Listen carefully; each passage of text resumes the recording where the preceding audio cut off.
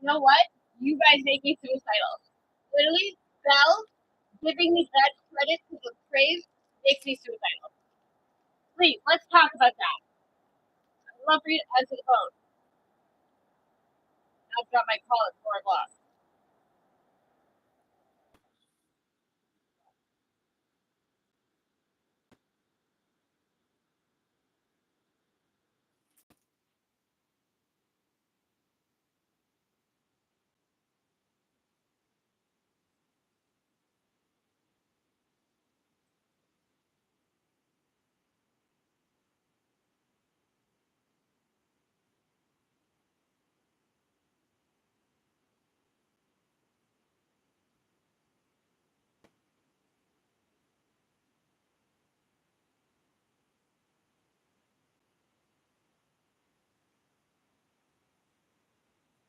You,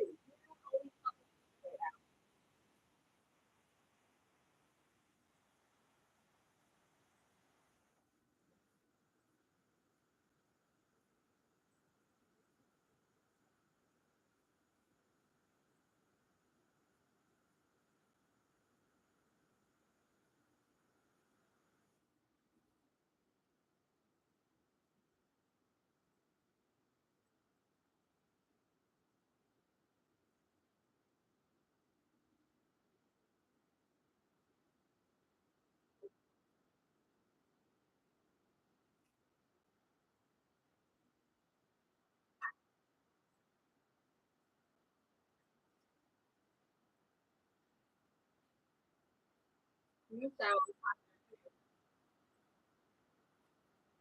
super good. You guys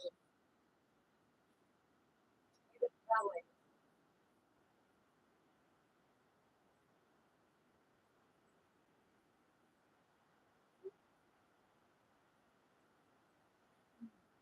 one.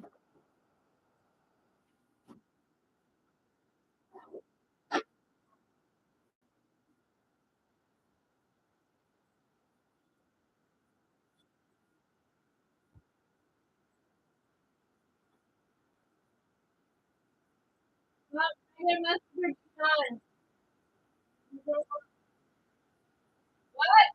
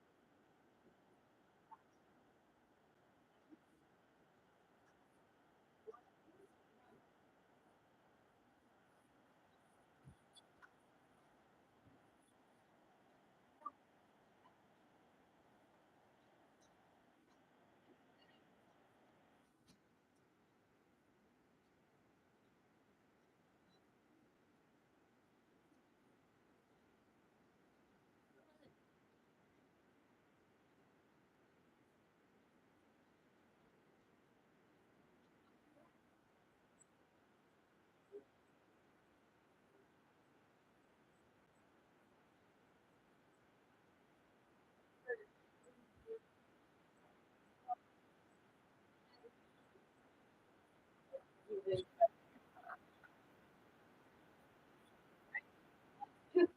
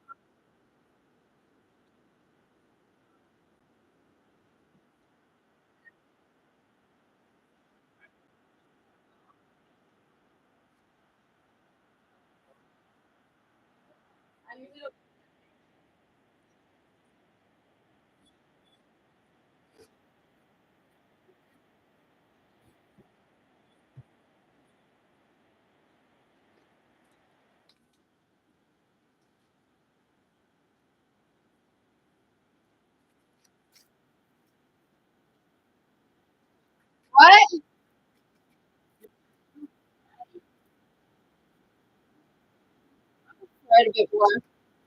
I don't really trust cooking meat in the microwave or like air fryers either. Even honestly, the glass stove top, I'm super not into it. Down for gas stove.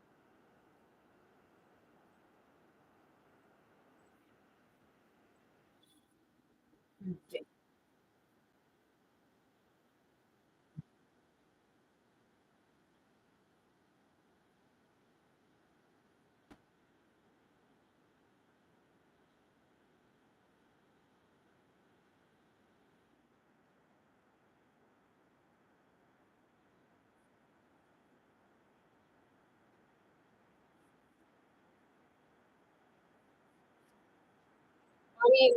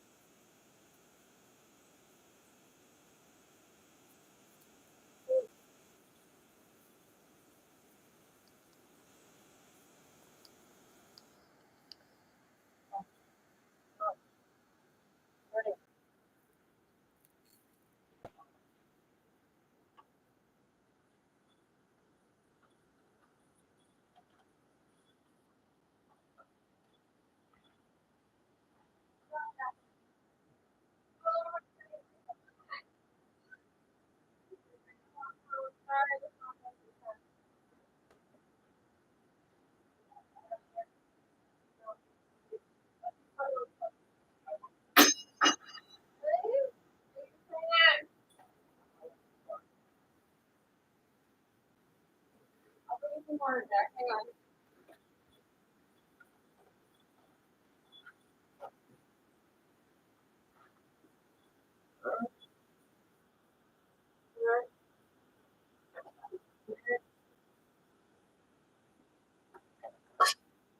I think you guys just say like, oh, it's super good. That's like gonna make me feel like I'm not terrible at cooking.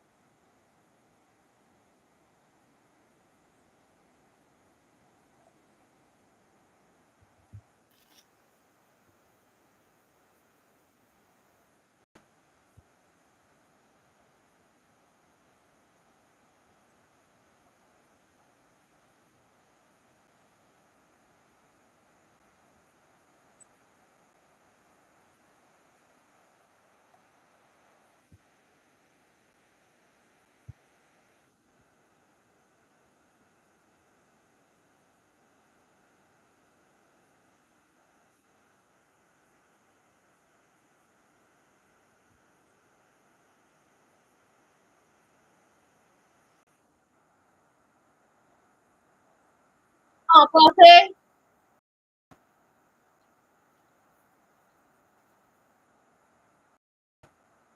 We really have to listen to this content.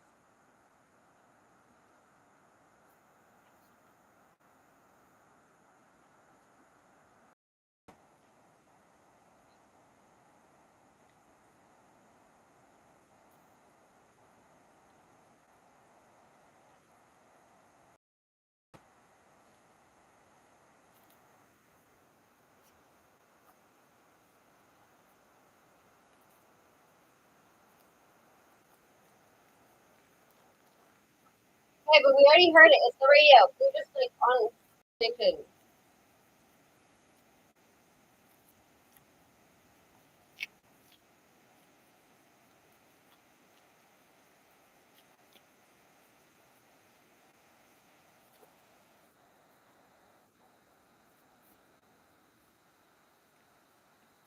Yeah, everything sucks. Everything sucks.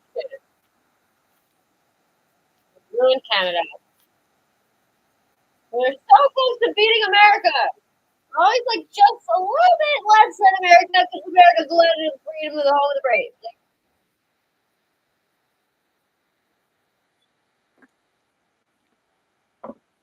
yeah, kind of what people are kind of upset about.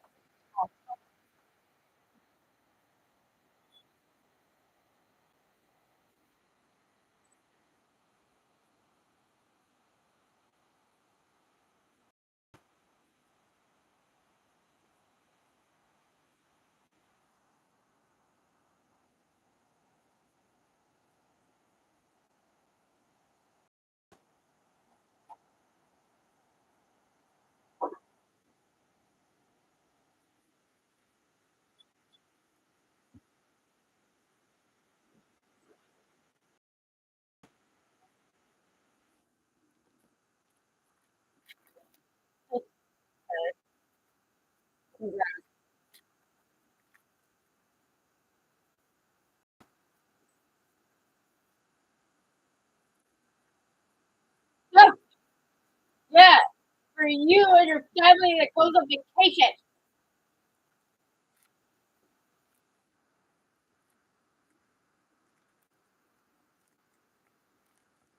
They had that covered with the expo. And then all the francophones were like, no, no, no, no, c'est pas la français, là. Je besoin de français, juste de français. Like, fucking, what the fuck about fucking Quebecois? Like, the language is not in decline. The language is not in jeopardy. Friends, Parisians in Paris and France got that covered.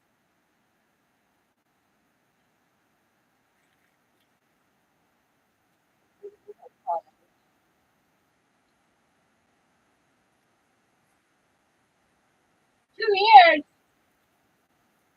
2 years? I thought you were already at 3.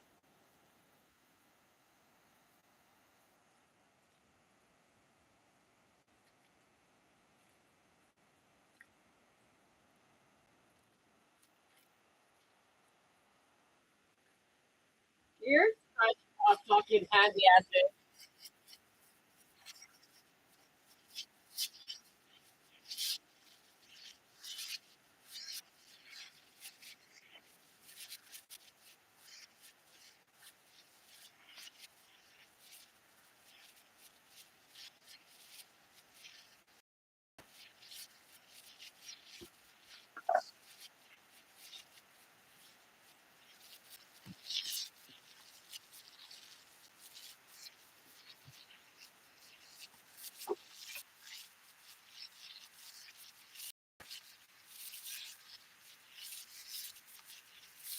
Yeah, but now it's time to fucking pay up.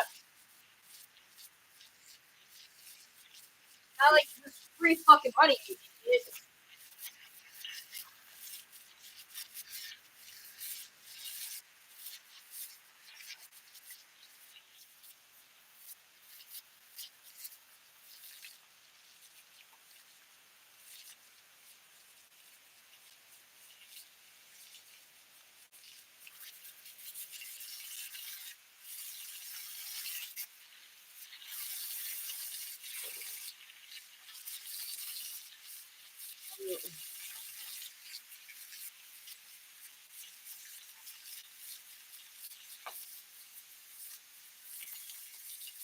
Thank you for your question.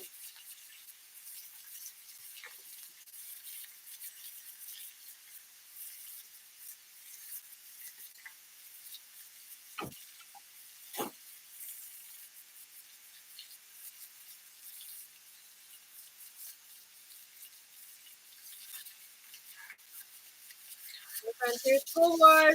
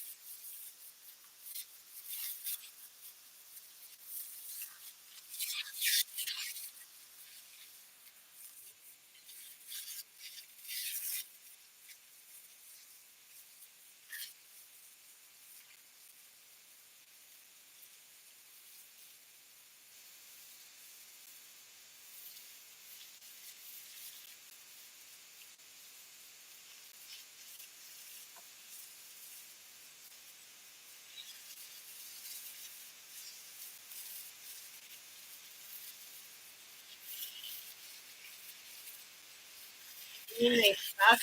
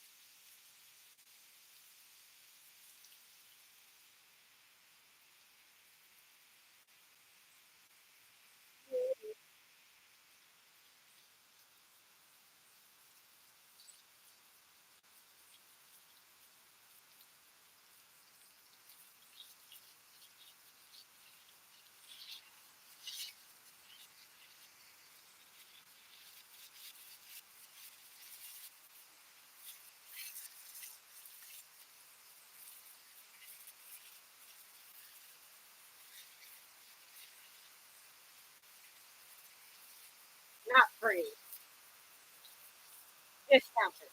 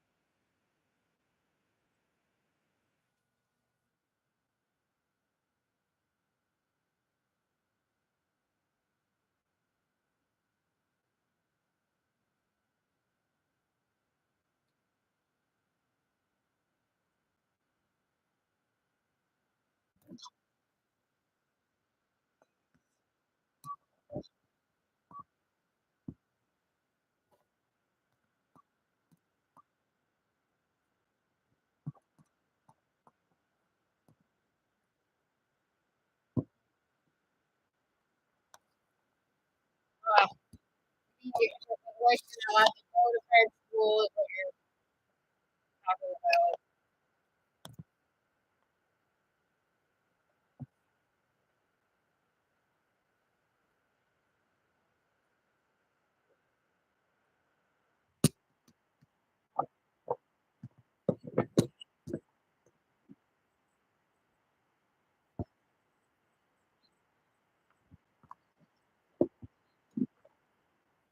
No.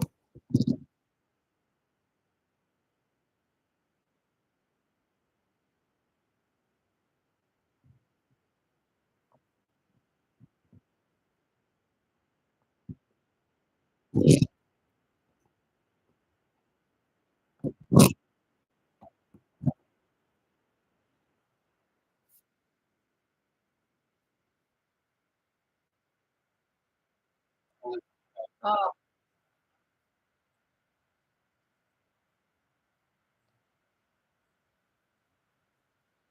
what are you gonna do about that now? No way.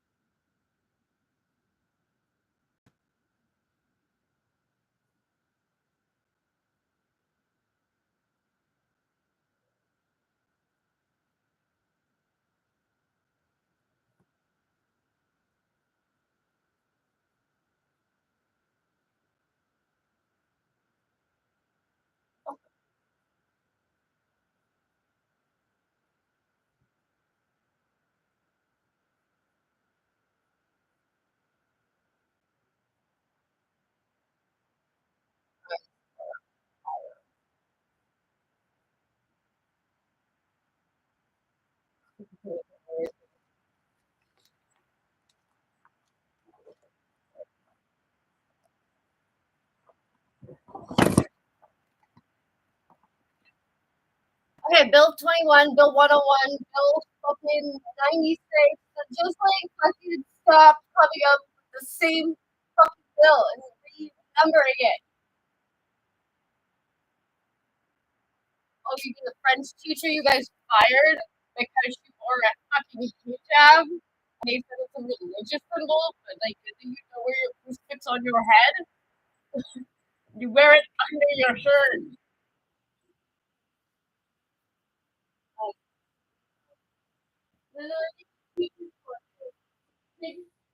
yeah, you fired for the two things that they did.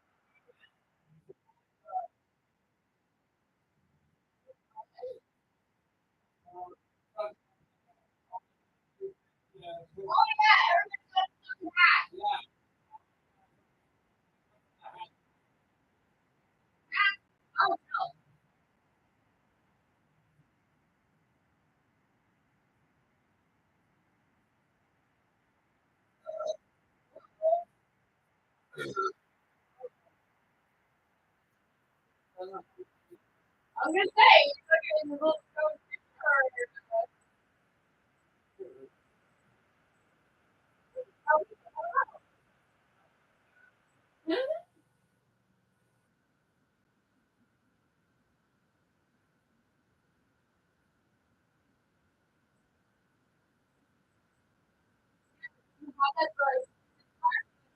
well, you can't.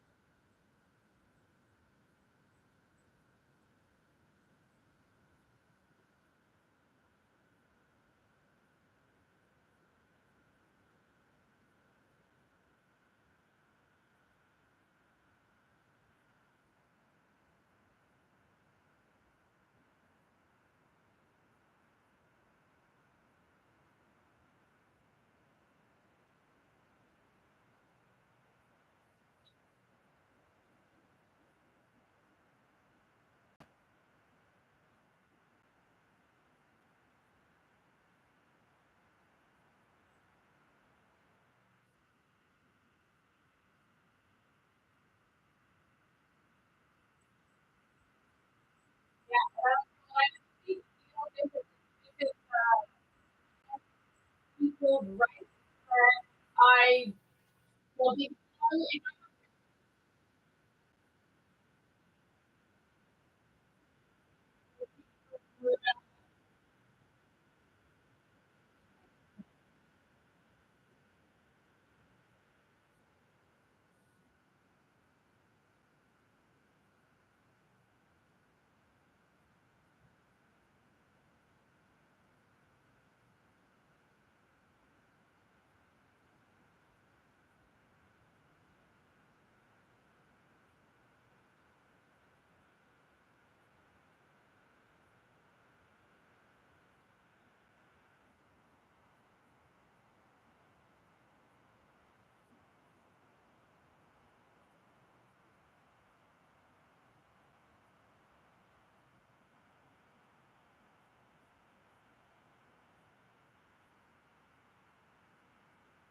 no.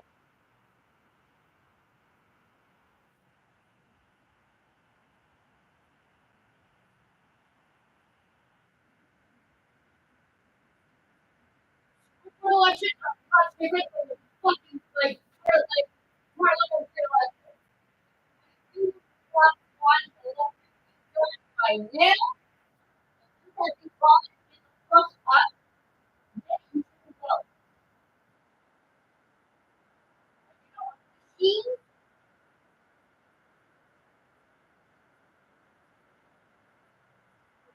the time like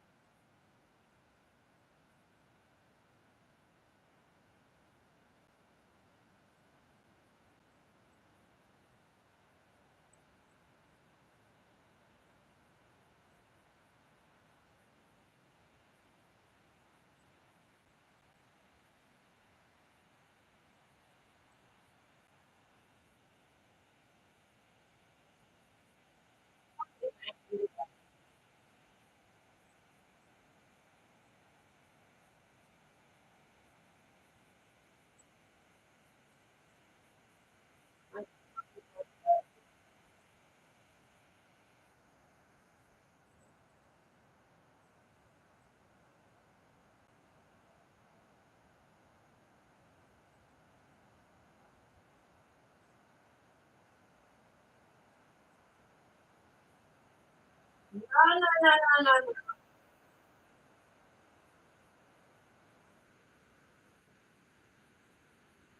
Oh, yes, no, no, why?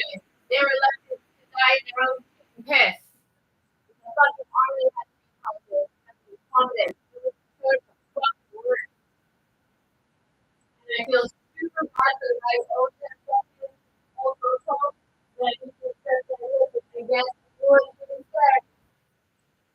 But if you really like feel like you don't want to go to work or you feel like somebody that is in your home that is or looking likely to get COVID from you, it was fine. But I just figured it out. I would come in. I just don't want to go. I did not think that could happen. I was like, I did not think that could happen. I did not believe that your entire staff literally abandoned the elderly people that they were so concerning on the level. What are they doing to the kids? They're literally legal.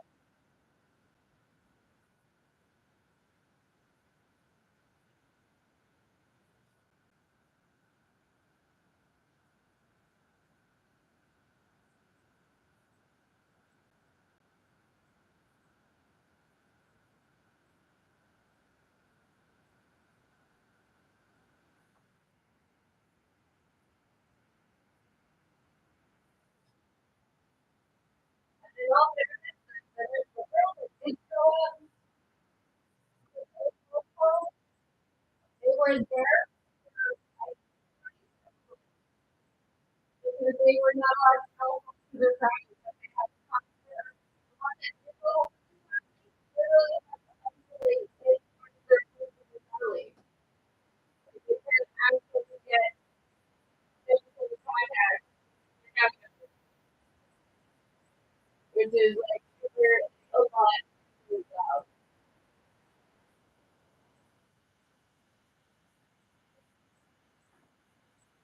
Apparently the goal is to like positive.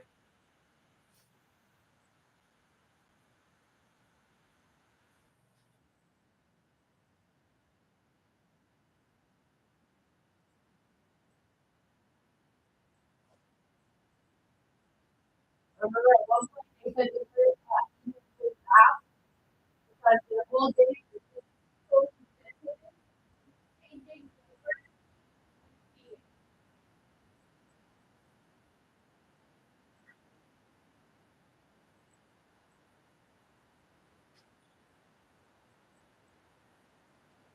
All right, you're done with this.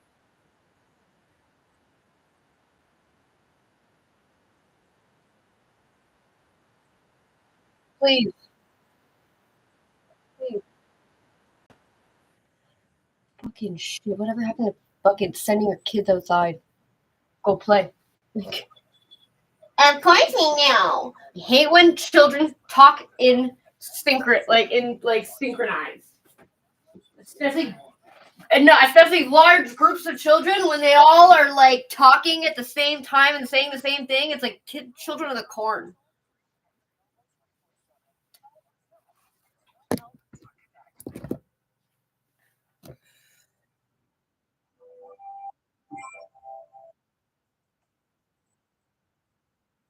Fully dead.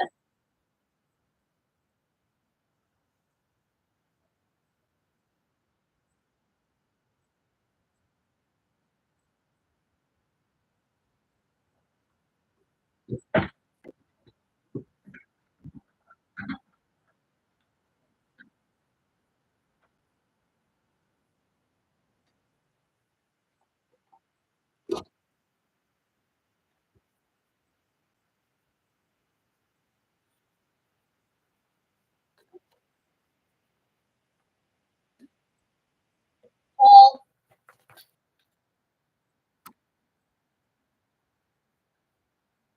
Paul, Carl, Paul, Carl.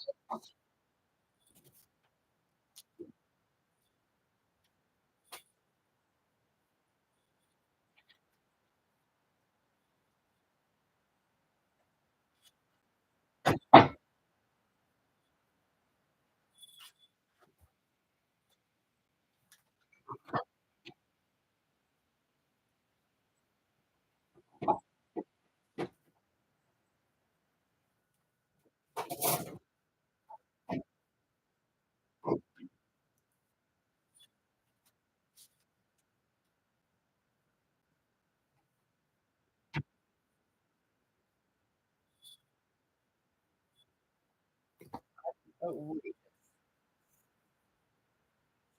So fuck.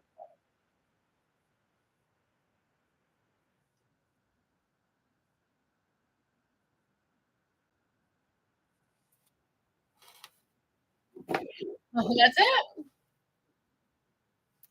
800,000 houses that we would be missing.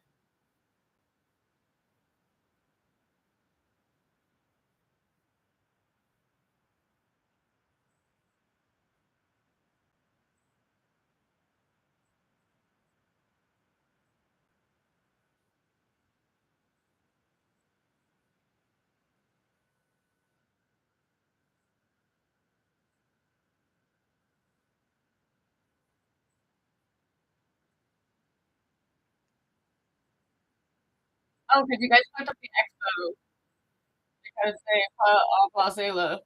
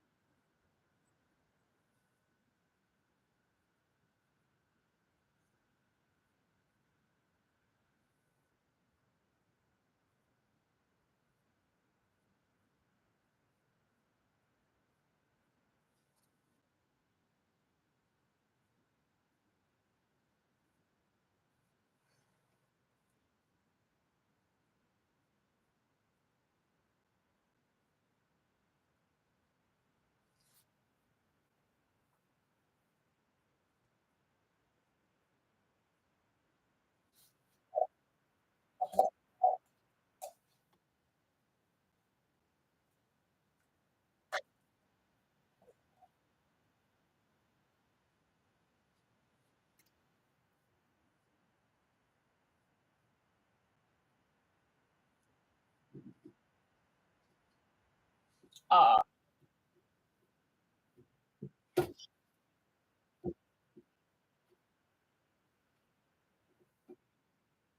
what?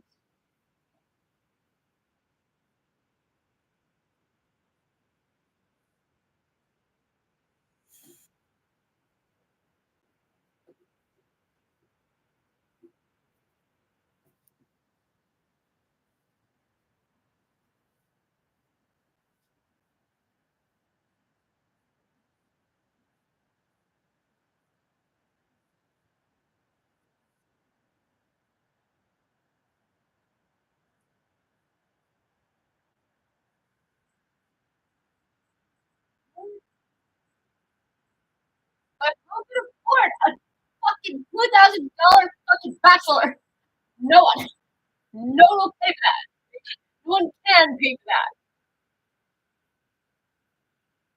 So,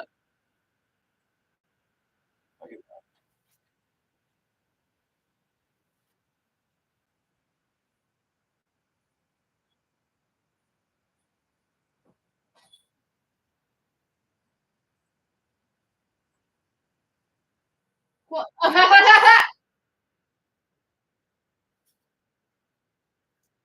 oh, look at my ass. Oh, fuck off with that shit now. Really?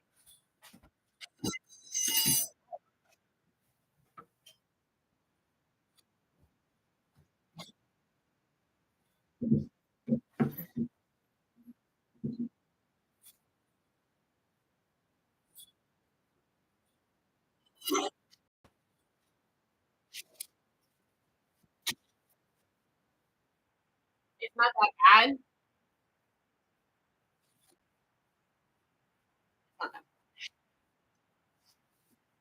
bad. Okay. And we're blacking basically everybody. Project.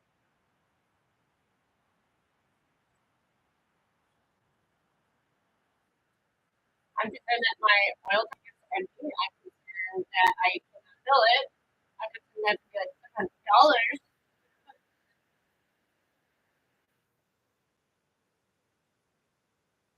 But at least they can't cut off my electricity, so take that. Can't wait for that bill.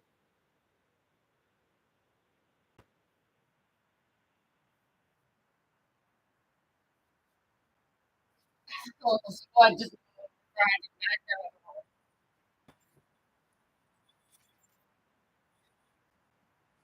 you are wrong.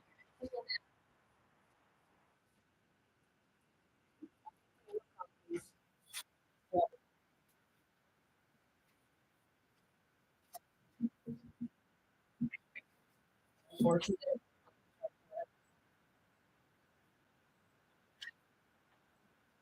Yeah, doctors from India and construction jobs that end with accidents killing entire buses, just like bus filled of hockey players that are teenagers because the guy is working a fucking cooking job to pay for him to go to school for his life. These doctors here who obviously are fucking Medicare. Top of the line.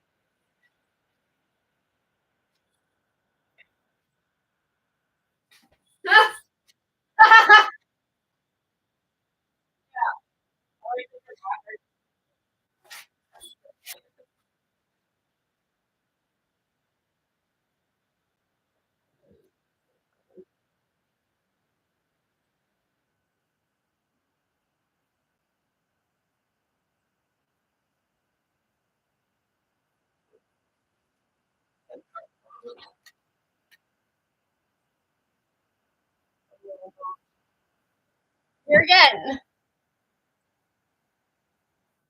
We'll take a big pass on that. Uh,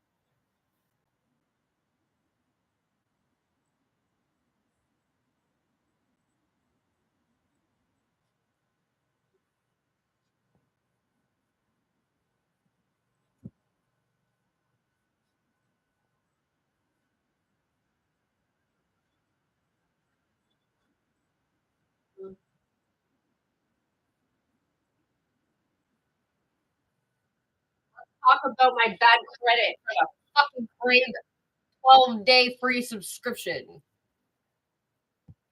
Fucking useless. Never even had a credit card. You guys can be fucking bad credit.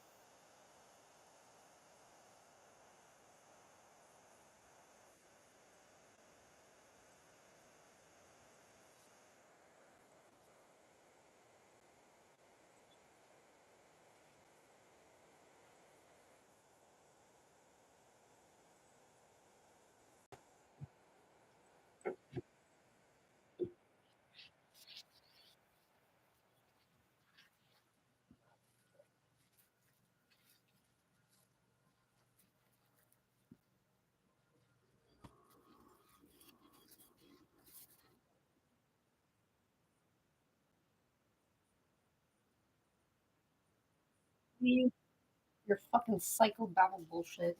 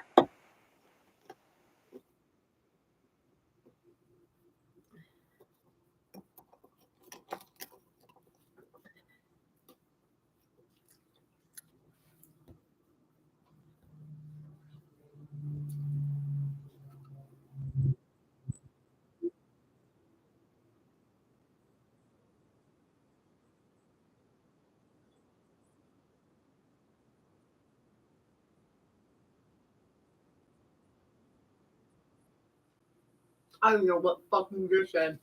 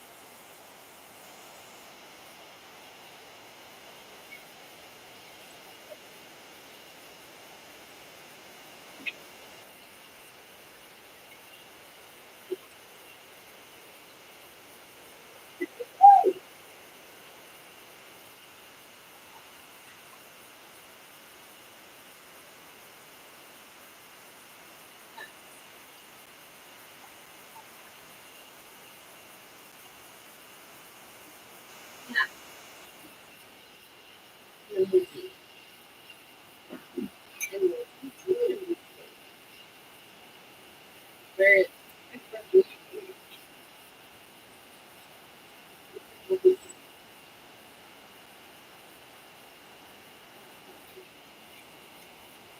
and for continuity.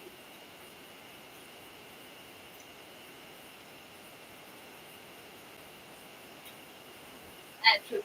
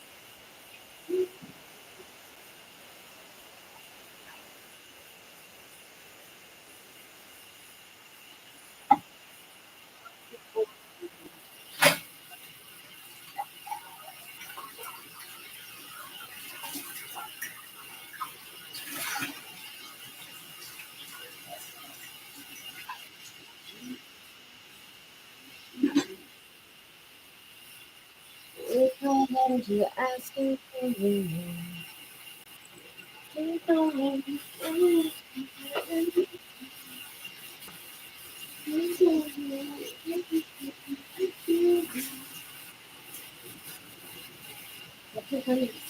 yeah.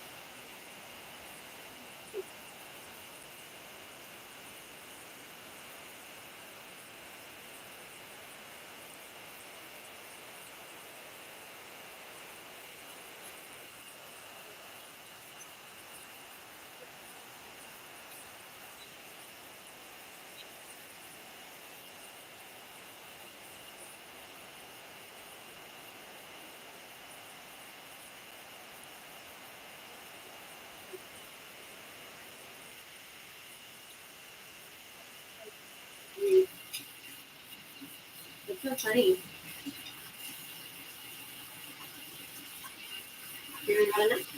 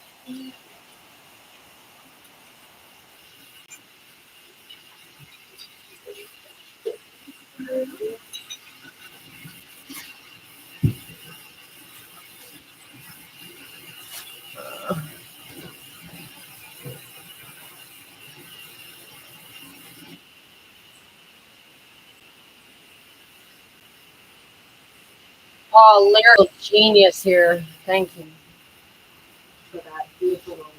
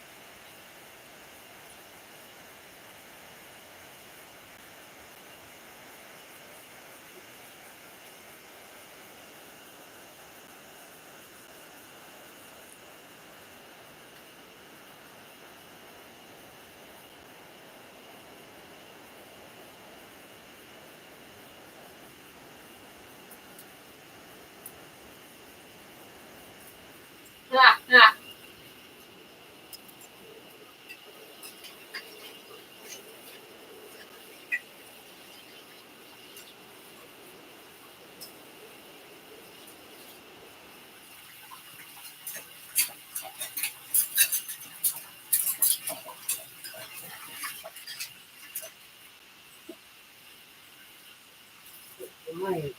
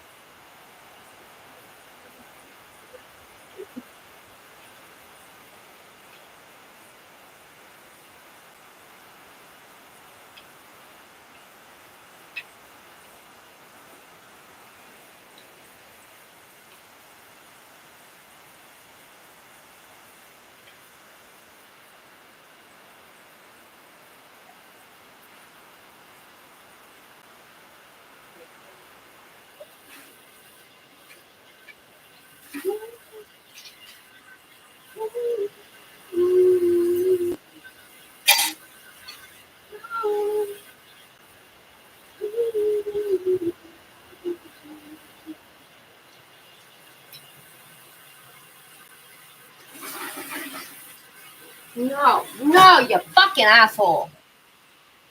Fuck off.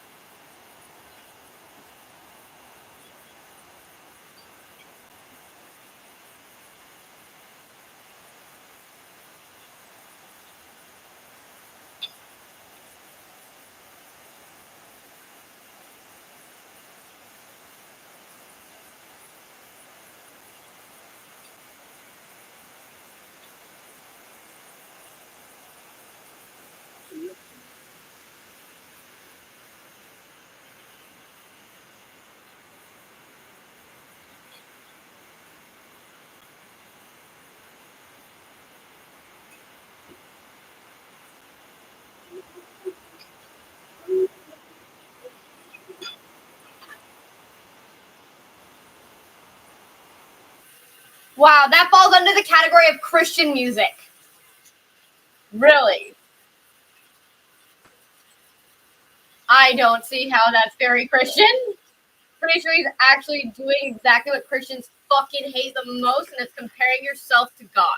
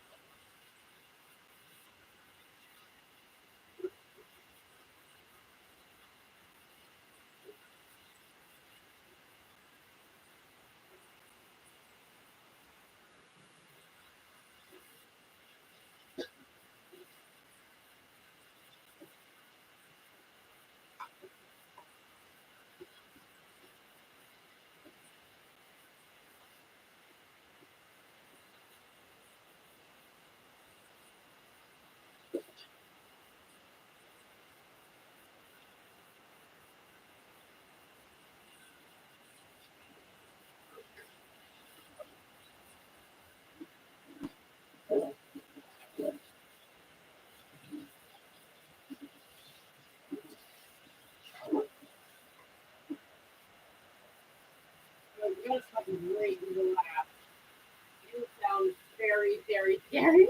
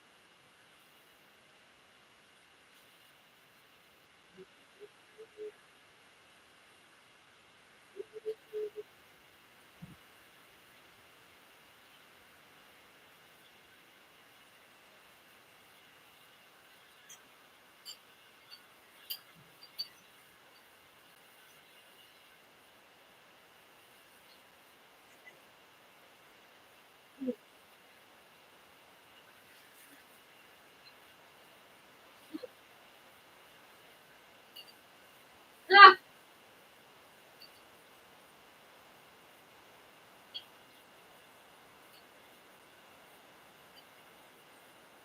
no shit, eh?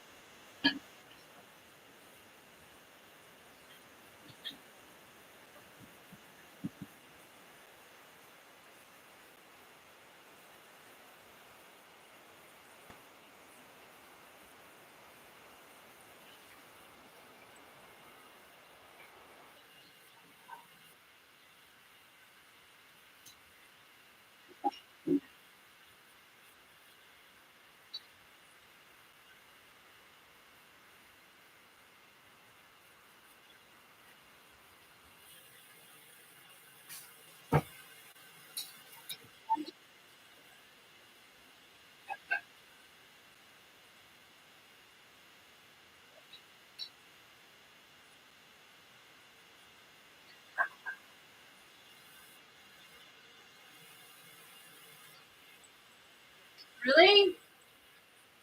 Oh, you are fucking worse. And like, I'm literally never gonna buy this ever again. I don't think I ever have bought these shitty cereals, but like, honestly, never buying any one of those ones again. just because you fucking interrupt my shit all the time.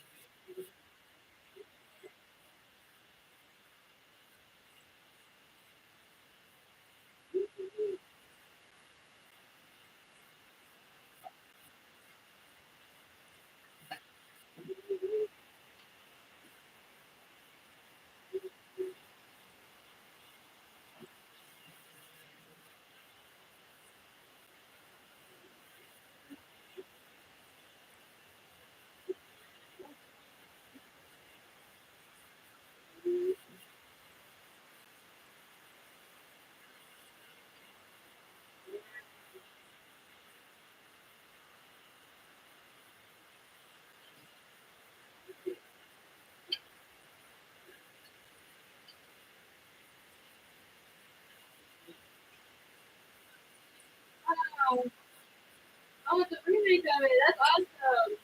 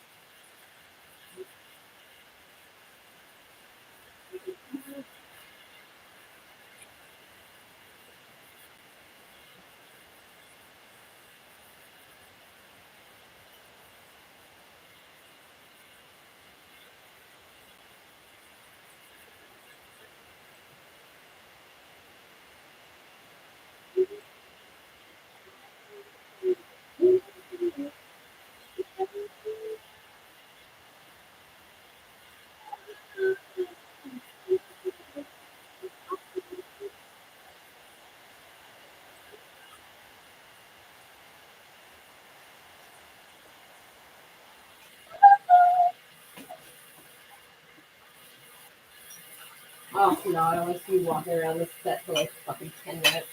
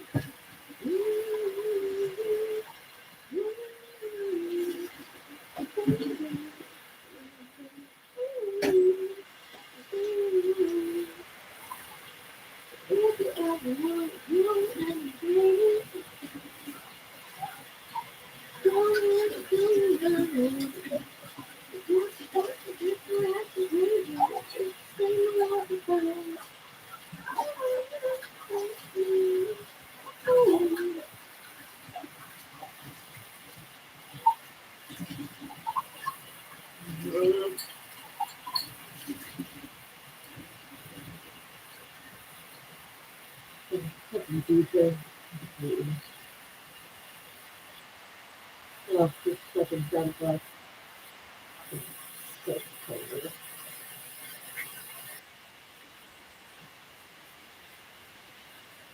Yo, you still supposed to do Cora.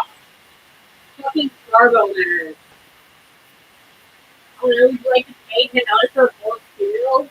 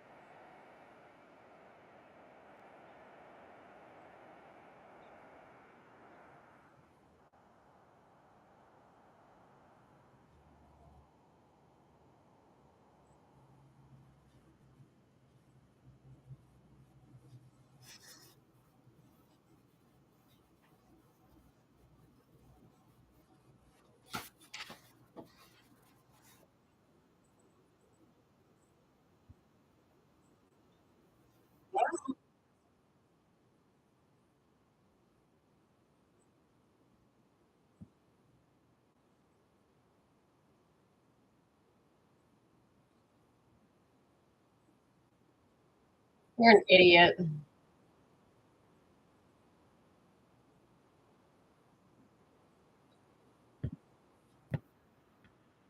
Stop.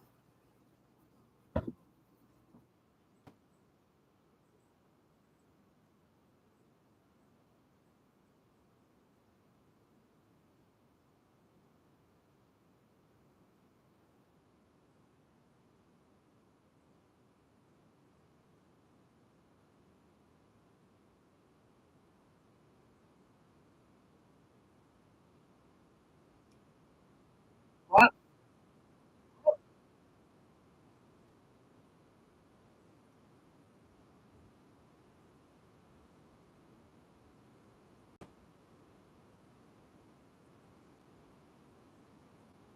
Me? Tired.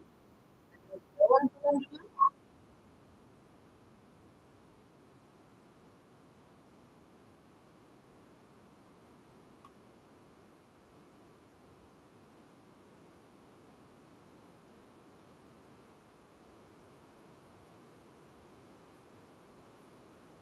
Well, I'm just fucking not, asshole.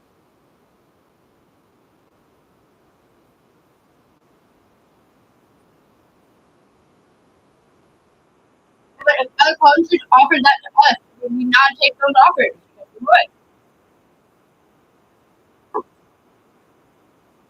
Yeah, they don't give a shit. They don't know that.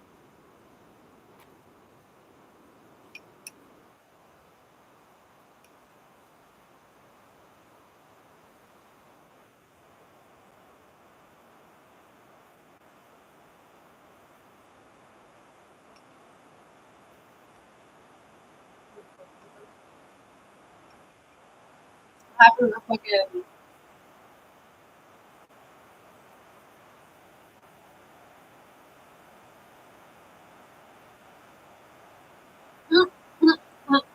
What? You know, lose your job?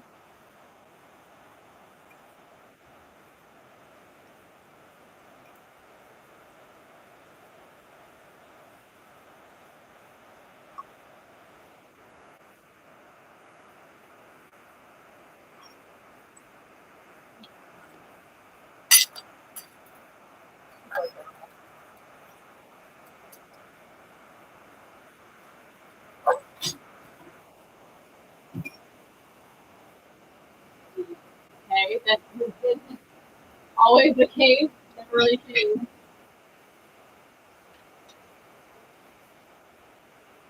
Oh, good. At least fucking one of our politicians are fucking up at night. Fuck, not party.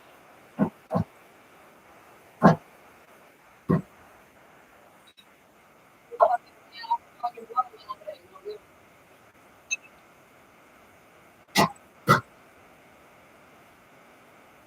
conundrum.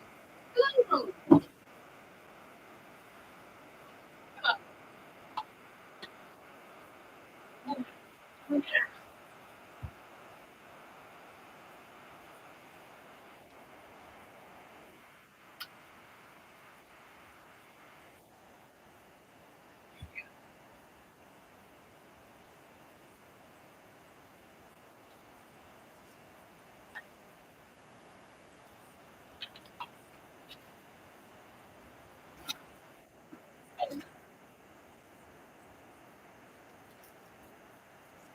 Ah, fucking. Yeah, yeah.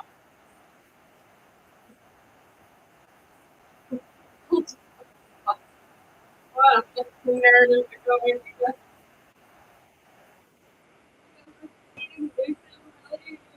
We're caught us out. The fox now, Mr. President.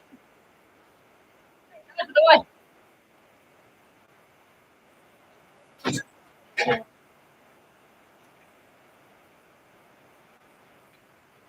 Okay.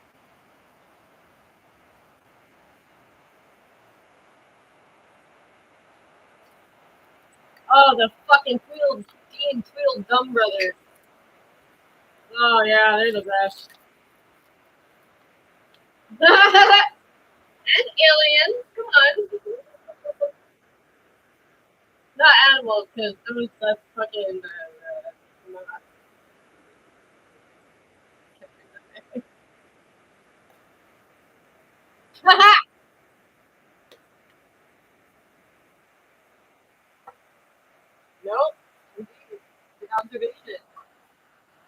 Captain Obvious.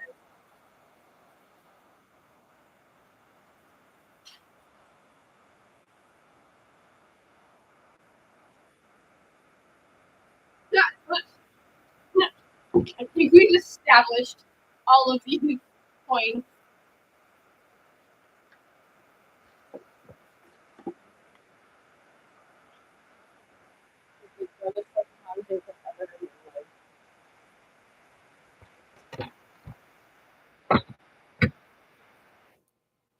No! You guys fucking suck, asshole.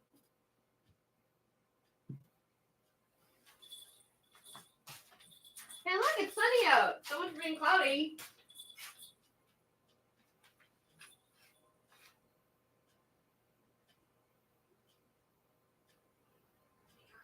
Targets line up with what the economy can bear. I believe so. I mean, we simply have to look at the labor shortages that exist that we need to plug in a relatively expedient fashion in order to address issues that could be much worse. If you look at a looming recession, bringing down levels could have unintended consequences that Canadians would be much worse off for. Immigration has been one of the sole drivers of the labor force increases in this country. Of our gross domestic product, again, it comes with a conundrum and some challenges. You like that word. As a country, up to facing as a challenge. Clearly, Canadians have said at the Canadian level, with respect to Immigration Canada, RCC, we need to work on processing times better, have more tailored opportunities for people to come in and target it for the demand that exists in the country, as opposed to entertaining hope and giving people points for their accreditations or their skill set, and then just jumping letting them figure it out for themselves. When it comes to provinces, we give 3-year immigration levels that get hotly debated, but those levels give a prediction for 3 years. Provinces don't necessarily react accordingly to those numbers and invest in housing and invest in healthcare. So tying those together is important because, again, we're one country and we need to be able to face this in a mature, reasonable way. Unfortunately, running out of time, I just have one final question from the federal perspective. And again, I'm not trying to take the hook off the provinces for their line of accountability here. Do I infer from what you said or interpret from what you said that you are not entertaining reducing target levels for any other stream of either permanent or temporary immigration beyond what you've done today? I would say quite clearly we are not looking at a reduction at the permanent levels. We are looking at levels that always reflect the needs of the country and what the economy is telling us to do, as well as what Canadians are telling us to do. It's no secret that we are in a war with Ukraine is in a war with Russia right now, and we are. Are we? I forgot about that. Ukrainians that are fleeing war. That's just the reality that we may have to compose with if we see an increase of people that are here temporarily, including us fleeing war. That is federal immigration. Mark Miller talking about the cap that the federal cabinet has introduced. I'm coming to you from Montreal today. This is where the cabinet is on a 3 days on the street. We'll continue to follow the conversation. There are lots of text messages coming in about the Prime Minister's vacation and that Q&A between Mr. Welch and the Prime Minister. The Prime Minister's reply from the right minute about his lavish vacation is appalling. So that is stressful. That's what it was. No wonder Canadians are so fed up with politicians. Like they said in A Few Good Men, I want the truth. Hi, Vashi, Bill S. here. I don't think Trudeau or any Prime Minister should have to justify the why of a vacation. I want a person with that much responsibility to be able to unplug and refresh as necessary. Excuse me? The job. That said, he's not doing a good job responding to the questions and is coming off as tone deaf. We'll take a break. More of your text messages and Flavia. Wow. Did not think you'd be one of the people who sold out. Wow. Offering you their complete range of heating, cooling, and indoor air quality products. Go to electrica.ca. Good afternoon, it's 12:30. I'm Jason Mayoff with this. Half an hour. The judge has approved a class action lawsuit on behalf of CHSLD residents stuck in sometimes brutal COVID situations. Residents of homes hard hit by the pandemic, their families, and the families of residents who died in CHSLDs, where the infection rate was above 25%, would all be eligible. Quebec's Commissioner of Health and Wellbeing says the home care system is worrying and fragile.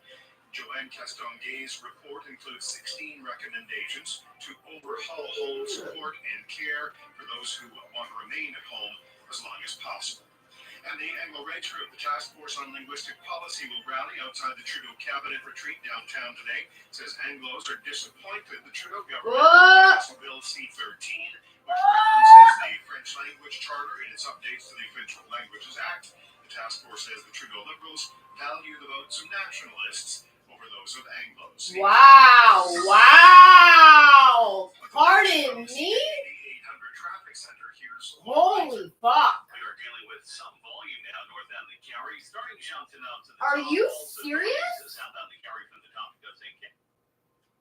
Nuh-uh. Who the fuck said that? Oh my god, that is so fucked up.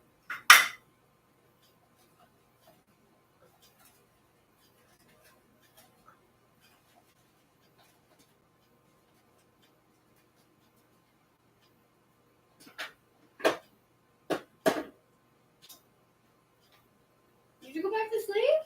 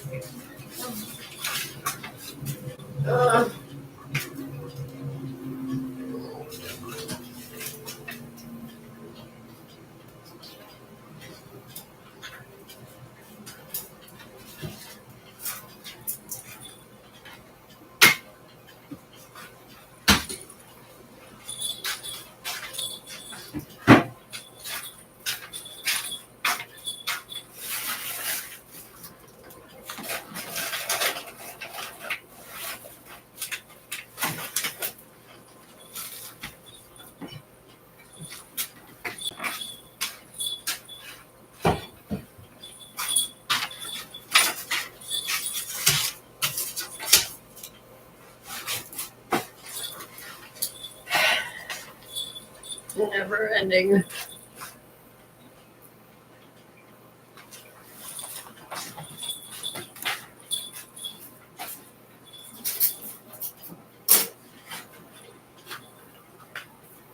What should the objective be when it comes to economic growth? Should it be a more equitable distribution of it? What kind of things should the federal government be geared towards?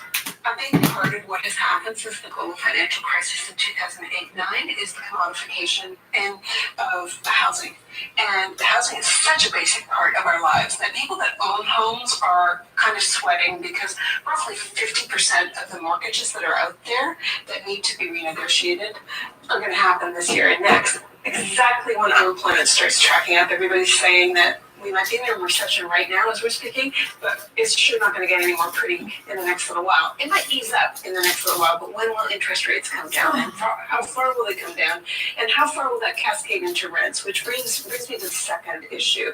We've gone from an ownership society to a whole bunch of people in society being owned by the way capitalism works, and that's the 25 to 40-year-olds.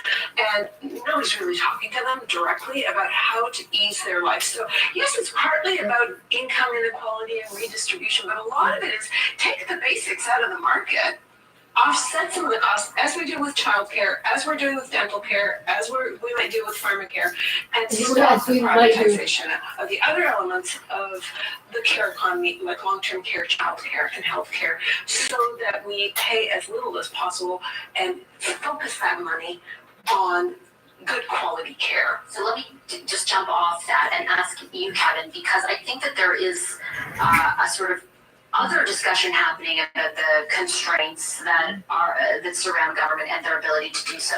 The way Arlene describes it, I interpret that in layman's terms as maybe an expanded role of government with a focus on improving aspects of people's lives that are facing, struggle right now.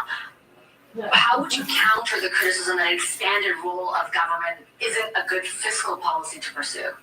When I look at, the way that Canada's fiscal policy sits compared to other countries, compared to the kind of metrics that economists like to use, it's actually in a pretty good place. In that we have a deficit that's in the neighborhood of 1.5%, 1.8% of GDP. And thinking about, whether it's 1.8 or 1.9 and getting really excited about that, I don't think that's where the bond markets are. They're not going to worry if we had a slightly higher deficit. And it's also, not going to hit Canadians in the checkbook too much because, the cost of borrowing is still relatively low compared to history. So when I think about that, we have some room, some fiscal capacity there. The question is, what are you going to spend it on? If you're going to throw it overboard, that's not good. We want to make sure that we do enough things that help Canadians. And one way we can do that is by expanding the capacity of our economy. So a proof point of child care initiative that was put in place in 2021, 2022. Billions of dollars being spent. That was fiscal capacity being used. What we've seen, though, is that women, especially women with kids, are at the highest ever level in Canadian history for labor force participation.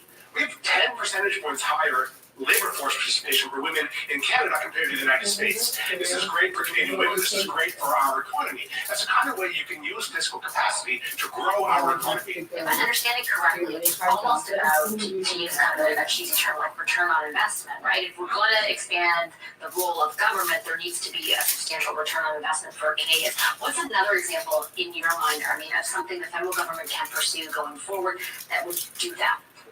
Basically protect the amount of affordable housing we have, prevent further erosion of the stock, because you do not want to see people that were in the middle class falling out of the middle class because of the cost of housing and then finding themselves homeless. We are seeing a real tick up in the number of homeless people and people that never thought they would be homeless. This is preventable because once you get into that status, it's very hard to get into the housing market again.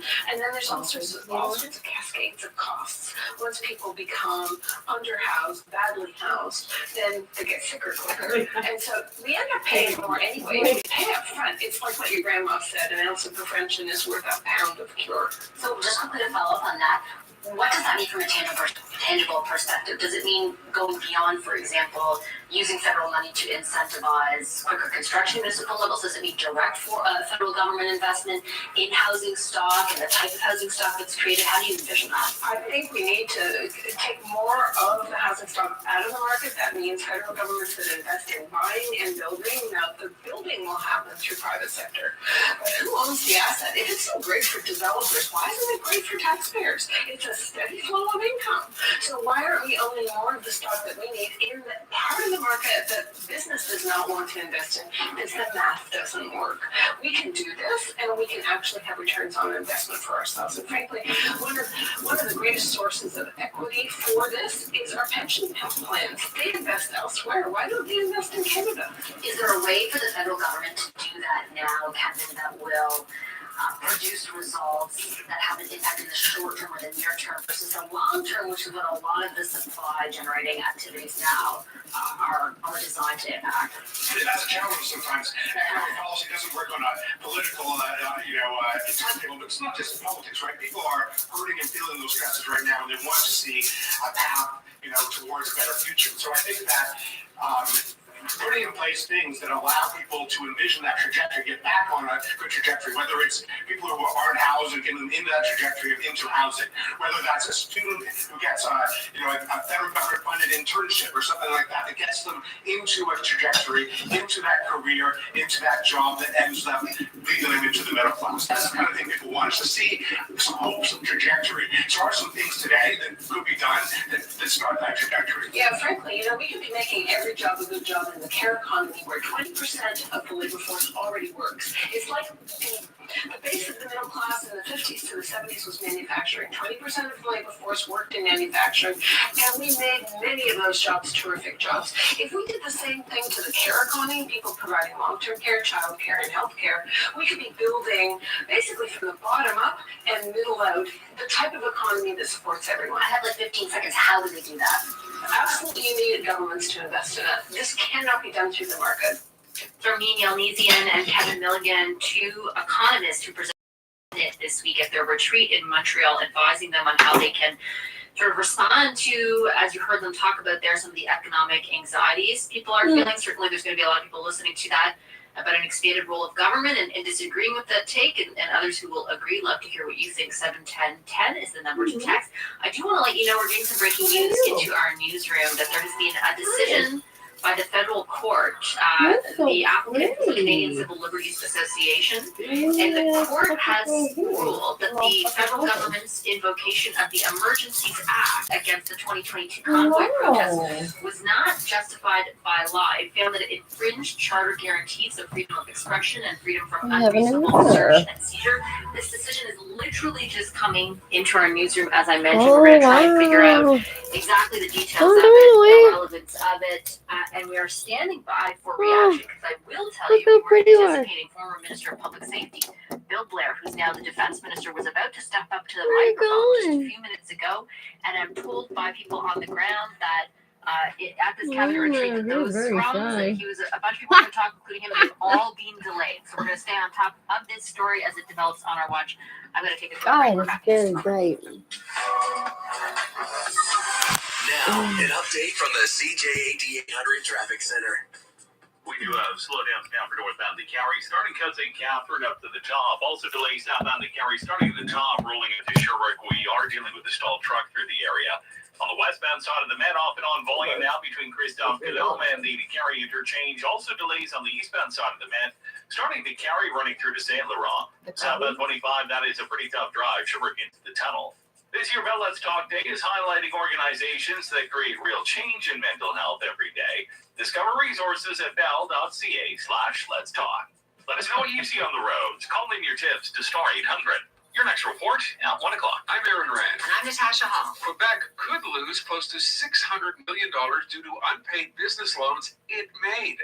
That story at 3:05. I'm thinking of escaping this winter. A travel expert will tell you where to go and why maybe you should rethink some of those bucket list I'll destinations. tell you where you should go. That's it. And you'll soon be able to send and receive messages outside of the cellular network. That's thanks to new satellites coming to Quebec.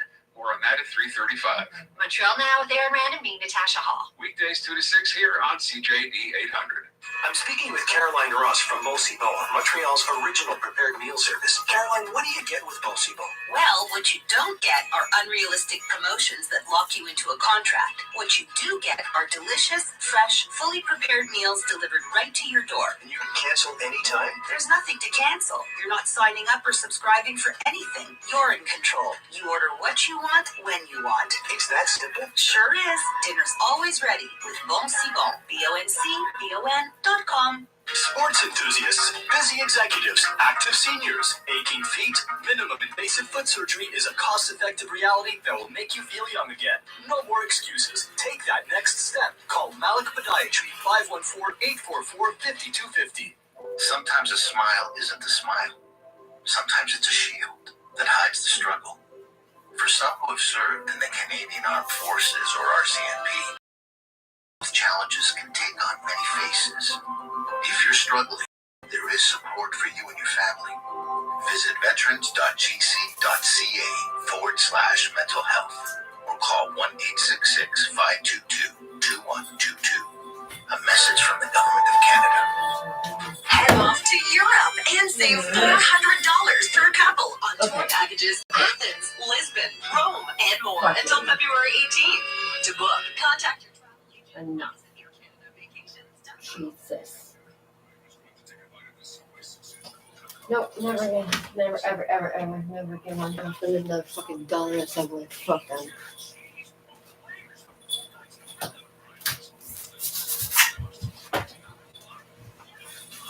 Oh, fucking. My cash system only takes a certain amount of change. It's the dumbest thing I've ever fucking heard in my life. Yes, no one else other than you has ever worked in customer service. We are not gonna do their job fucking thing.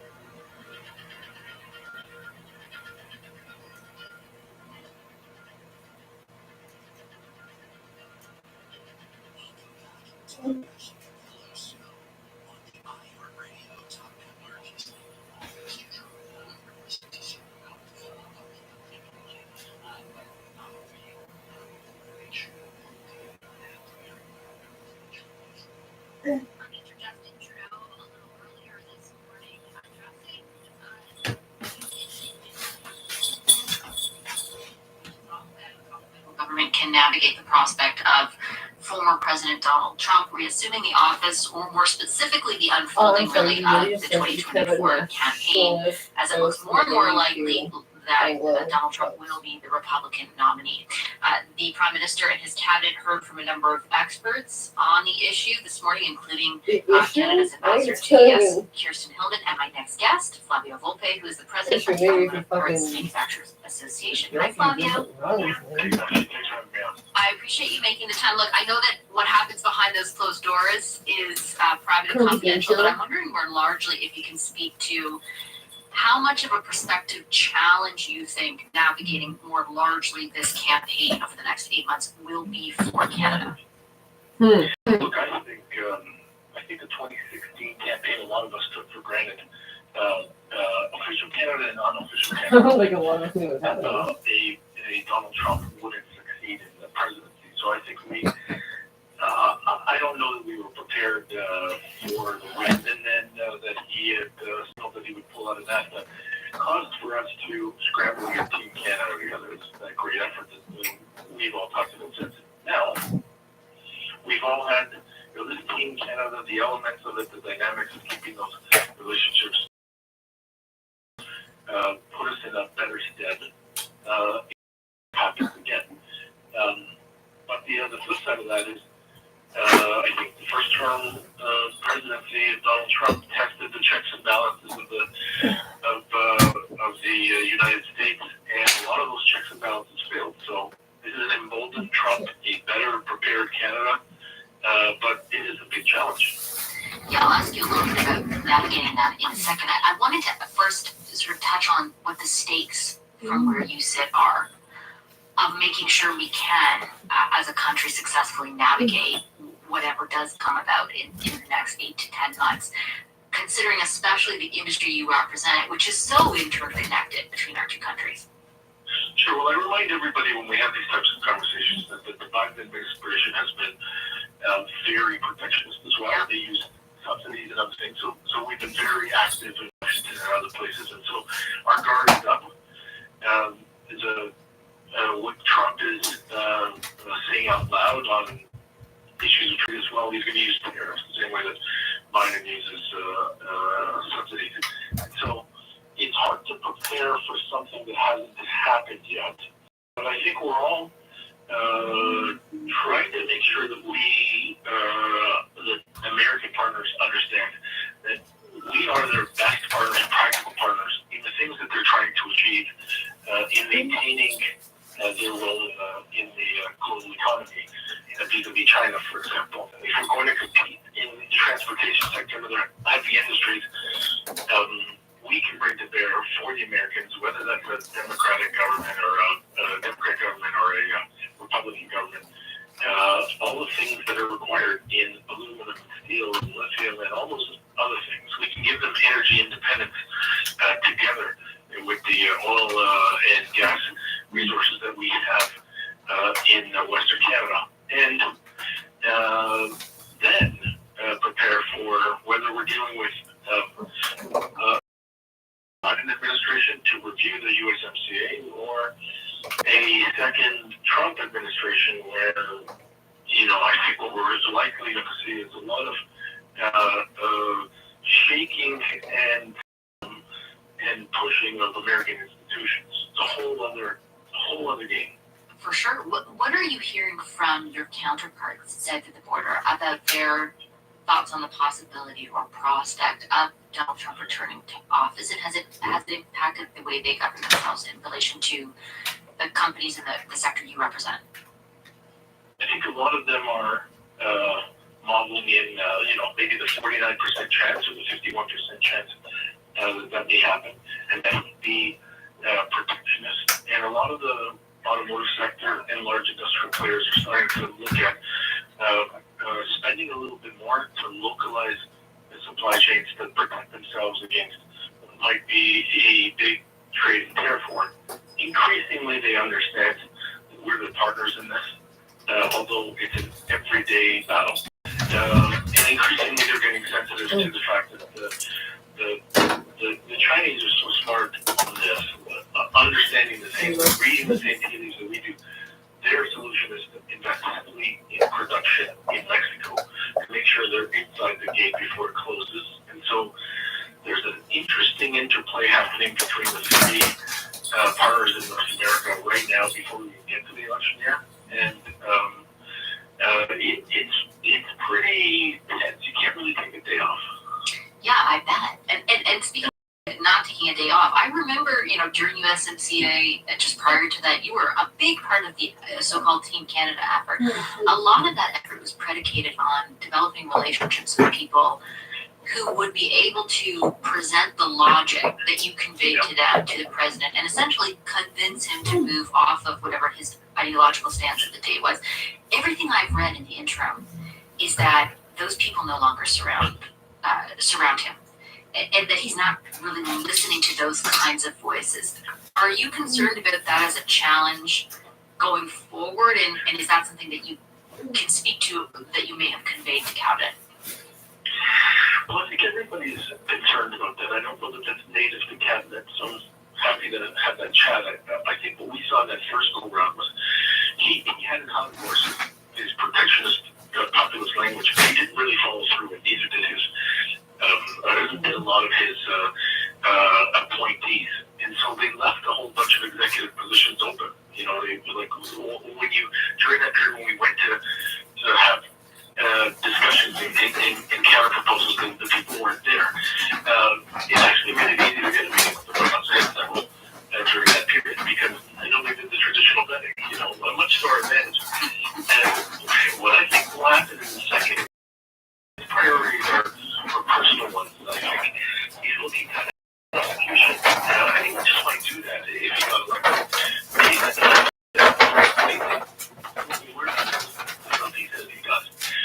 He wants to reorient the Department of Justice and he wants to go on his revenge tour. Well, he does that. Somebody else has to fill those positions. They have to run that government. I think regardless of whether he's there or Biden is there, they're all going to be consumed with making sure that the U.S.'s position commercially, internationally, stays strong. There will be a role for Canada, especially we're their best positioned partner to push back against the Chinese influence, but it'd be interesting to see who we bring in and what they think about the U.S. They made a lot of noise the last time around. Imagine him getting another shot at it. So I think we need to mature politically here. I know we have a political spectrum here. We have parties that are vying to be in power and or to defend those positions. Flavio, I'll leave it there. Really appreciate you taking the time today. Okay, is the president of the Automotive Parts Manufacturers Association. Back in a moment with the Daily Debrief panel. Are you a first-time home buyer, unsure of what you can afford? Let experienced mortgage brokers Fred and Martin pre-qualify you. Buying your first home is very exciting, and we're here to simplify the process. With personalized guidance, we'll navigate the lenders, paperwork, and important decisions together. Enjoy Fred and Martin's expert personalized service at no cost. Visit fredandmartin.com, or first-time buyers. Owners, Fred and Martin Mortgages, part of Mortgage Intelligence, are ready to pay. Yep, it's getting colder out there. What you need is a summer vacation. I know what you're thinking, but did you know you can book now and pay later? What? Like that family getaway to Tulum. Or maybe a beach vacation just for two. Romantic. Pack that suitcase and dive straight into paradise.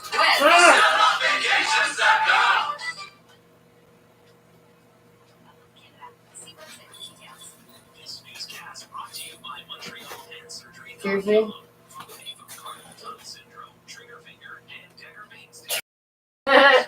Dr. Daniel Durand. Figure something else.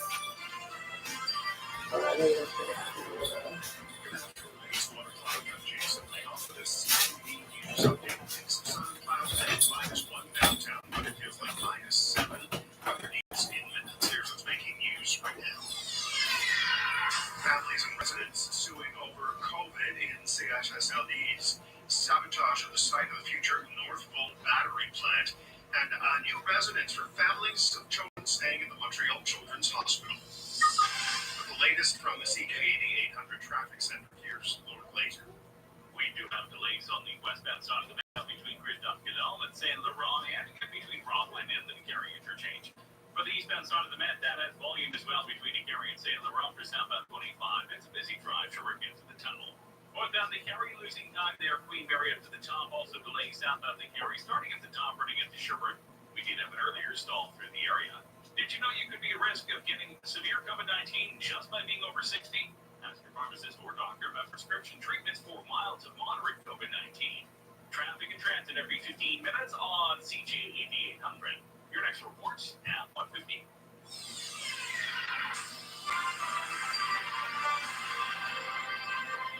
Toronto's judge has given the go-ahead for a class action lawsuit accusing the CHSLDs of negligence causing thousands of COVID deaths. The suit seeking tens of thousands for anyone who lived in the more than 100 long-term care homes that saw more than 25% of their residents infected with COVID, as well as the family members of those that died between the start of the pandemic in March of 2021. The lawyer for the plaintiffs, Patrick Martin-Menard, says the breakdowns in care and poor management of the situation by CHSLDs led to health problems and deaths that were unnecessary. He added that a plan was made in 2006 for how to address it, used despite covering almost exactly what happened. The suit is seeking $40,000 to $100,000 for each surviving resident and either $30,000 or $100,000 for in Fleming. The future site of the Northvolt battery plant. The Swedish company is planning a massive factory in St. McMasterville, but a group of anonymous activists are pushing back and has claimed responsibility for driving nails through trees on the site. CTV's Olivia O'Malley says they're saying the tactic was to stop work on the project. Environmental activists say they forest overnight to protect itself. According to an anonymous press release, steel bars and nails have been put into several hundred trees to prevent them from being cut. The activists are denouncing the more than a $7 billion project to build a Northvolt battery factory in the Montérégie region. The company has said some 8,000 trees would need to be cut. They say the studded trees were marked with spray paint and posters were pinned around the area to ensure the safety of the people involved in, quote, destroying the forest. The Montreal Children's Hospital Foundation residence for parents who have a child being treated. It was raised mainly by one Montreal family in honor of their young daughter. CTV's Rob Lurie says it's named in the girl's honor. Kat Dennis was a beautiful little girl with a beaming smile who in 2014 was diagnosed with an inoperable brain tumor and later died at the age of 5 years old. And her mom, dad, and uncle wanted to find a way to keep Kat's memory alive. And so they raised $1 million for cancer research and pledged to raise another $2 million for the Kat Dennis Pavilion. They expect several hundred stays at the residence every year. For more news, go to CJ80800.com or download the iHeartRadio app.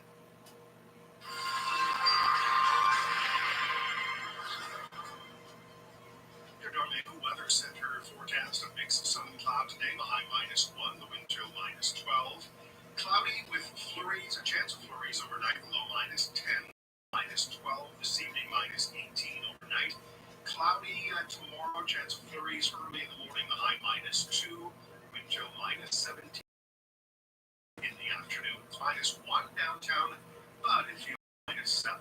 For all the news during the day, stream us on your smart speaker. Just say play CJ800. Your next CTV news update is at 1.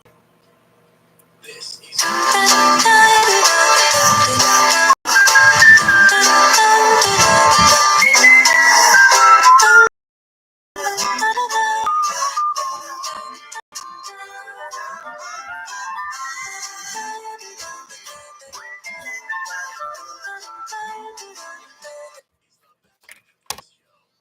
the iHeartRadio Talk Network. Obviously, 3 presidents I've dealt with, all the different perspectives and different.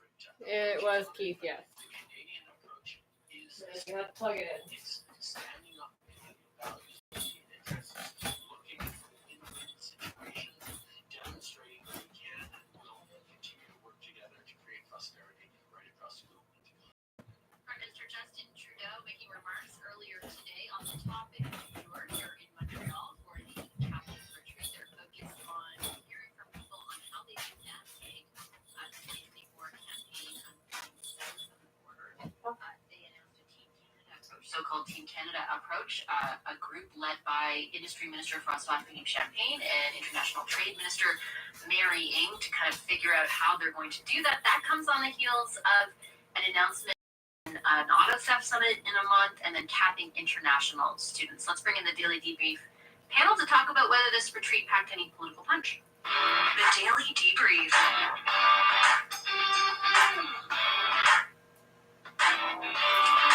With me this This afternoon, Shakir Chambers is a principal at Ernst Strategies. Shachi Curl is president of the Angus Reid Institute, and Saeed Selbam is a political commentator. Hi, everybody.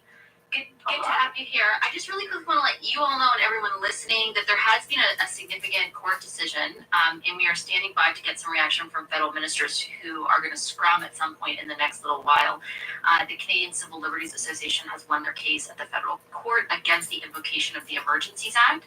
The court ruled that it did infringe charter guarantees of freedom of expression and freedom from unreasonable search and seizure. So that's kind of taken over the retreat for a moment, which is almost emblematic, Shakir, of a lot of the conversations we've had in the past 6 months, which is that often, like, events of the day or stuff the opposition is talking about ends up putting the government off their initial plan. Like, I think they would have hoped everyone came out of this retreat saying, hey, they're doing some stuff on issues that matter to Canadians, and now here they are, like, delaying their scrums and having come out on the reply to this court decision. Yeah, no, I agree. I mean, they just can't have a message for you. That's just take over everything they put out there. But I still think they have an opportunity to build the momentum they have in this retreat. Right? I think Mr. Miller's announcement in particular really hit the core of what Canadians care about around the housing piece. I think for the country, though, they haven't really done much on the affordability coming out of this retreat. I think the biggest thing for them is to go out and deal with the Emergencies Act. Coffee too, yeah. Perfect woman. You know, it's nice to have these one days where you're talking about priority issues, but as we head into budget 2024 in March or April, I think they need to make a priority of not waiting until then to pack all the announcements into one day where somebody get lost in the shuffle.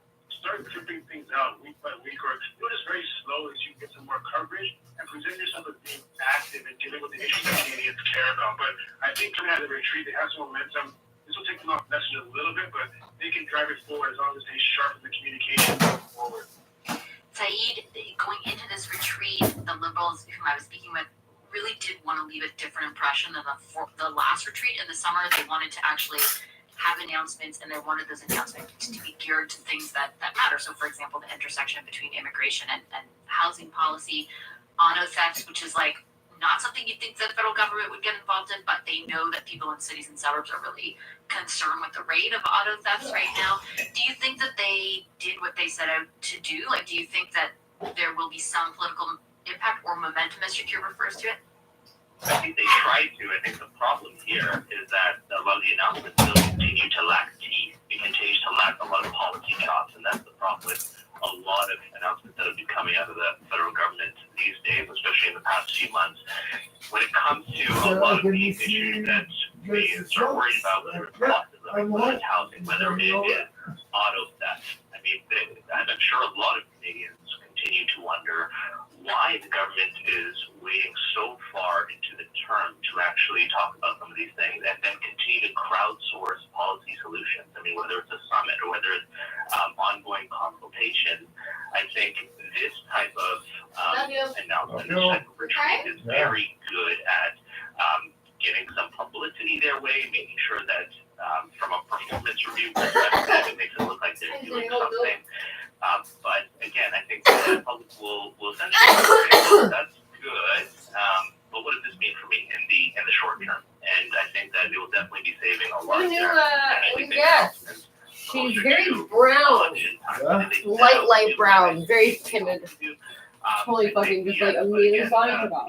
If this court decision is it was really funny. She was running along the fence, and then another one jumped up from in like the bush onto the fence, and she like jumped over him from the fence. I was like, that was really impressive. Like I feel like Shachi, compared to the last one, there was way more substance in this retreat coming out of it, right? And in particular, they said that they care more about nationalist votes than Anglo votes. About the possibility of that, so to they literally said that.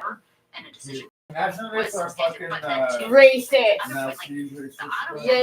Like, I don't know when there's ever been someone who's like, I'm a nationalist and I not as much as they am okay with everybody. Like, nationalist means that you want segregation. I never want to be this cynical. I try to be a positive person, Jane, but sometimes you really get the sense that this is a government lurching from curated calendared announcement point to curated calendared announcement point. So, let's run some focus groups. Okay, car theft is the issue of the day. We're going to announce it, then we're going to announce it again. And, we get 2 hits in the news cycle around it, etc.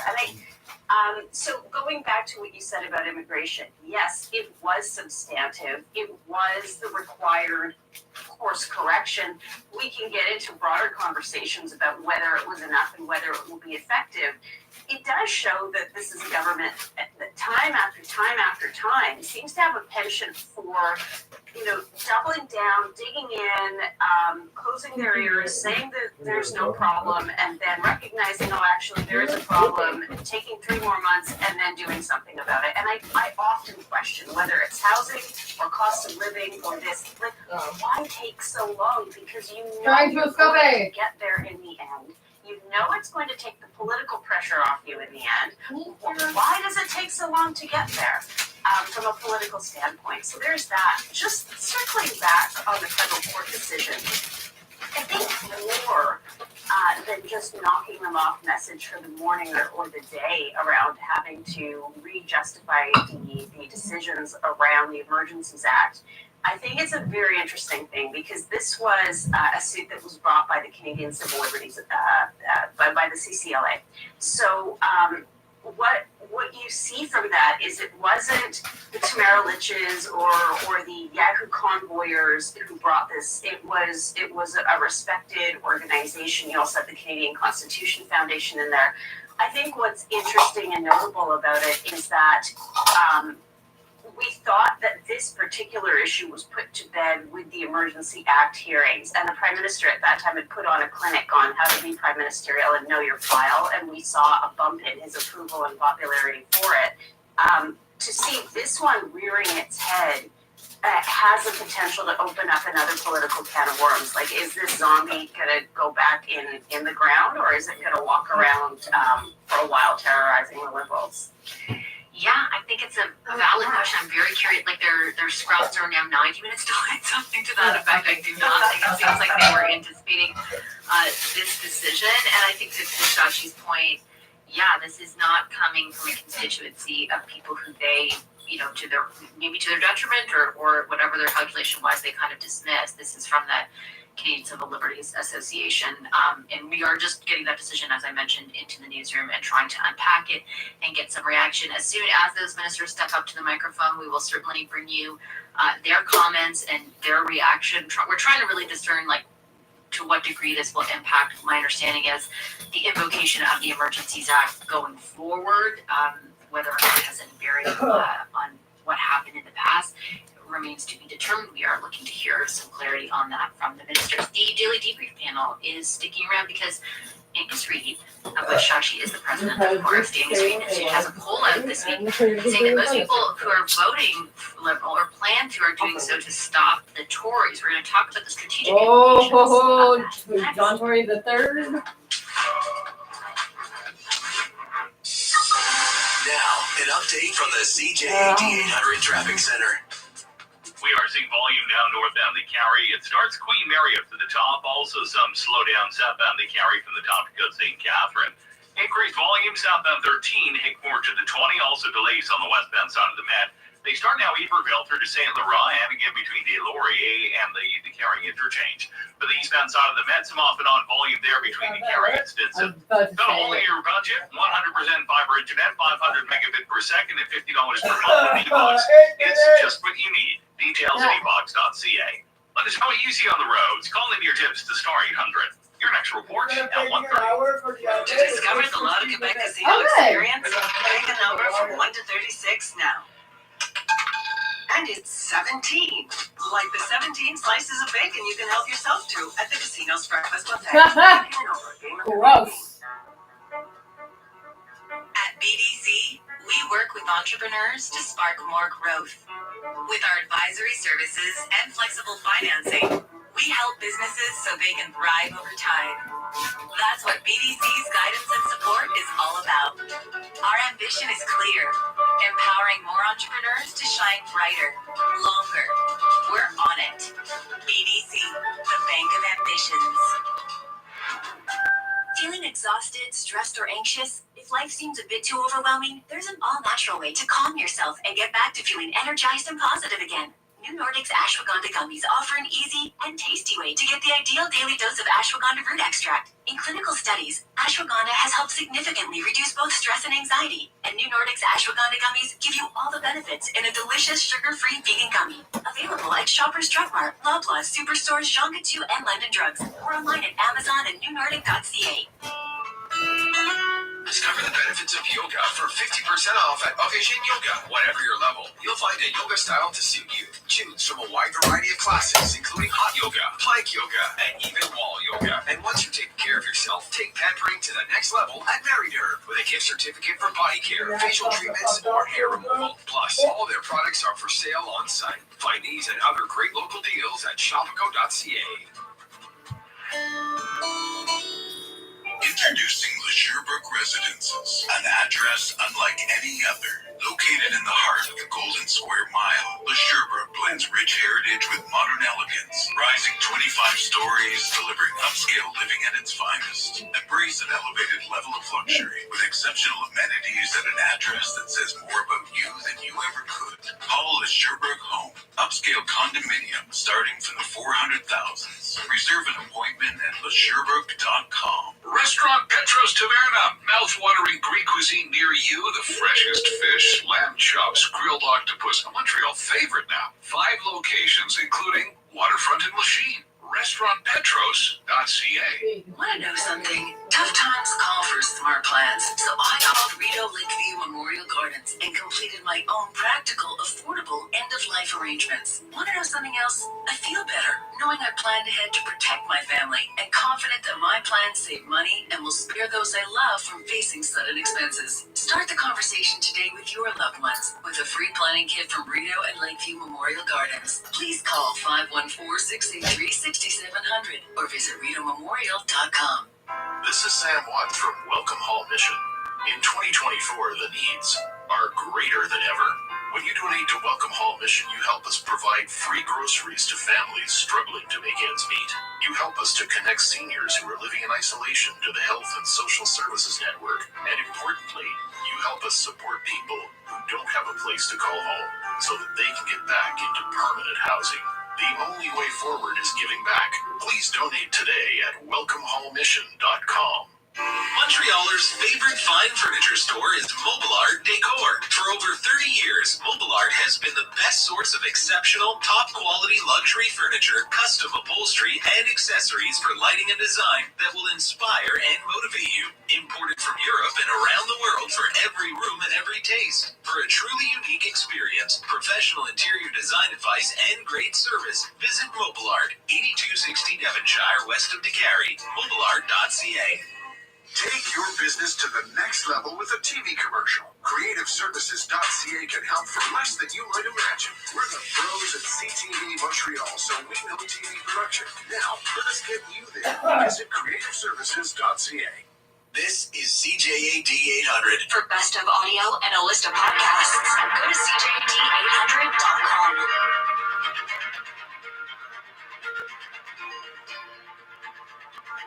Welcome back to the Vashi Capello Show on the iHeartRadio Talk Network. But he's in a retreat today. In more than one way. Yes, there's the expensive retreat that liberal ministers who are coming together to pat themselves on the back. He's retreating on everything he has done over the last 8 years. Right? After 8 years of Trudeau, life costs more, work doesn't pay, housing costs have doubled, crime, chaos, drugs, and disorder are common in our streets, and he divides to distract from all that he has broken. We know the Conservative Party continues to offer only insults and attacks on one side and cuts to programs that Canadians rely on the other side. That's not what Canadians need. Canadians need a government with a plan, with the capacity and the ability to continue to deliver even in these complex, challenging times. And that's exactly what we're doing. A little bit of the back and forth between the leader of the Conservative Party, Pierre Poilievre, and the Prime Minister, Justin Trudeau, on the heels of the Liberals' cabinet retreat in Montreal. It's 20 minutes past the top of the CJAD to cover that retreat. That back and forth really emblematic of some interesting conclusions reached by the Angus Reid Institute, who did some polling very recently that shows most Canadians who plan on voting for the Liberals are more motivated to stop the Conservatives from election rather than endorsing the party's vision and leader. And the poll also found that the opposite is true for most Conservative supporters. Here to break that down for us is Shakir Chambers, Shachi Saeed Selfam. Shachi, of course, I'll start with you. Shachi is the president of the Angus Reid Institute. What do you take away from this?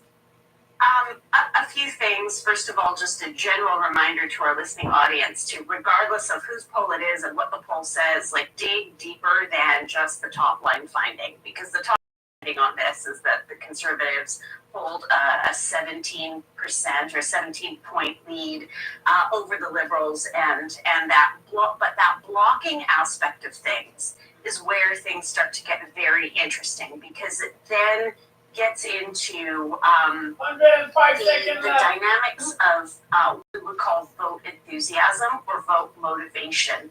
Normally, historically, what you see is when a party base is more enthusiastic about voting for a leader in a party because they like that party, they're more inclined to actually show up to the polls and cast a ballot. They feel a sense of mission and purpose.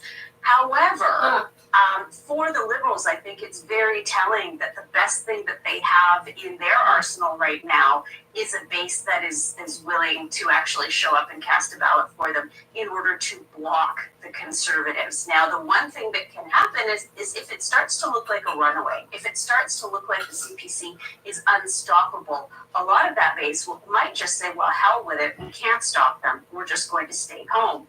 Which, and I'll just say this really quickly, brings to the other really interesting part of this, which is the switch factor. And you have a significant number of NDP voters and a section of BQ voters and even Green voters who say, look, if it looks like the Conservatives might win, we would consider switching our vote to the Liberals too, which takes that 17-point gap and turns it into maybe a 7-point gap, maybe a 5-point gap on a best case scenario for the Liberals. So this thing is not over, but it certainly looks like all of the momentum is pointing towards the Conservatives. So Saeed, let's start with the Liberals. If you're sitting around the table listening to that and those conclusions, do you walk away saying, well, maybe we don't need to present as much about our vision as people tell us we do. We just need to sort of contrast ourselves with the Conservatives and scare Canadians about the prospect of what will happen if they do come into office? I think if you look at this current poll, yes, but I think if you also look at the past polls, especially those coming out since the beginning of the year, even to the end of 2023, I think there's still lots to be concerned about. The Liberals themselves, as a party, have to continue to be out there, be visible, make themselves seem like they're actually doing work and being extremely responsive to some of these issues that we're seeing, but also being very responsive to the fact that there are conversations across Canada, whether it's the cost of living, whether it's weather, or the way that our tax policy, for instance, is not as competitive with other countries. There are conversations where people are saying, you know what, I don't know if Canada is for me anymore. So while we're just talking about international students coming in along with the cap, there are conversations, and I've heard them more now than ever before, where people are like, I don't know if Canada is for me. And I think that type of conversation is one that is very concerning and should be very concerning to the Liberal Party. And as the Conservatives continue to go at them in every way, shape, and form, whether it's through media, whether it's on the problems that the country currently faces, they need to be able to prepare a strong election strategy come election time. It's also just going to be so interesting to see, Shakir, the way in which they do contrast themselves with the Conservatives, because I think a big takeaway is, like, look, they have been successful in previous elections in sort of highlighting things that were vulnerabilities, genuinely so at times for the Conservatives, and in particular the leaders of the parties at those times, exploiting them to their advantage. And I'm not saying that in a bad way, like that's what they did, and they did it successfully. It's so interesting to me, like, will they be as successful this time around? They're up against a very different opponent. And even when we've been talking for ages about invoking Trump and stuff, and then today they're talking about how they got to work with Trump, like that might complicate that too.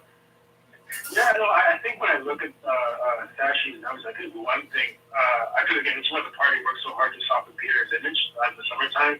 There is a notion of people being on the fence about Pierre and the party. And so when you see Pierre kind of go out there on the weekend and say what he said about Quebec mayors, or you see him very combative with media outlets, I think a lot of people worry about that tone and about that aggressiveness, right? So that could cause a lot of voters to not be on his side. But when I look at the Liberals and their contrast, I think they probably have seen some of these numbers in their own polling, and they're actually acting on these numbers in their communications, right? Pierre has this tagline, "Little is not worth the cost." What do the Liberals say? Pierre and the Conservatives are not worth the risk, right? They try to create this fear amongst voters that they're very risky guys. To your point, they call them MAGA conservatives, right? Even today, when the Prime Minister was speaking, the Conservatives will take you backwards, right? So I think they already know that people are very worried about what would happen in the Conservative government, who's not really putting out an agenda or a plan. It's really just attacking the government on what they've been doing. I think Liberals are aware that people are very iffy. There's maybe a kind of a shady public sentiment around Pierre, especially with women. And there's one thing I can guarantee: come election time, Liberals will tell voters, don't waste your votes on the NDP, right? The Liberals are the only party who can stop the Conservatives from winning. And like clockwork, this happens every single election. So if Sashi's numbers hold, we'll see how this plays out around election time. I think the biggest thing here as well is just the enthusiasm gap, right? The Liberals still suck voters really want to come out and back the Liberals, and getting your voters out on E-Day is obviously the most important aspect of the election. So we'll see how this all plays out moving forward, but there's no doubt the Liberals believe this will create a contrast while Pierre and his team being very risky.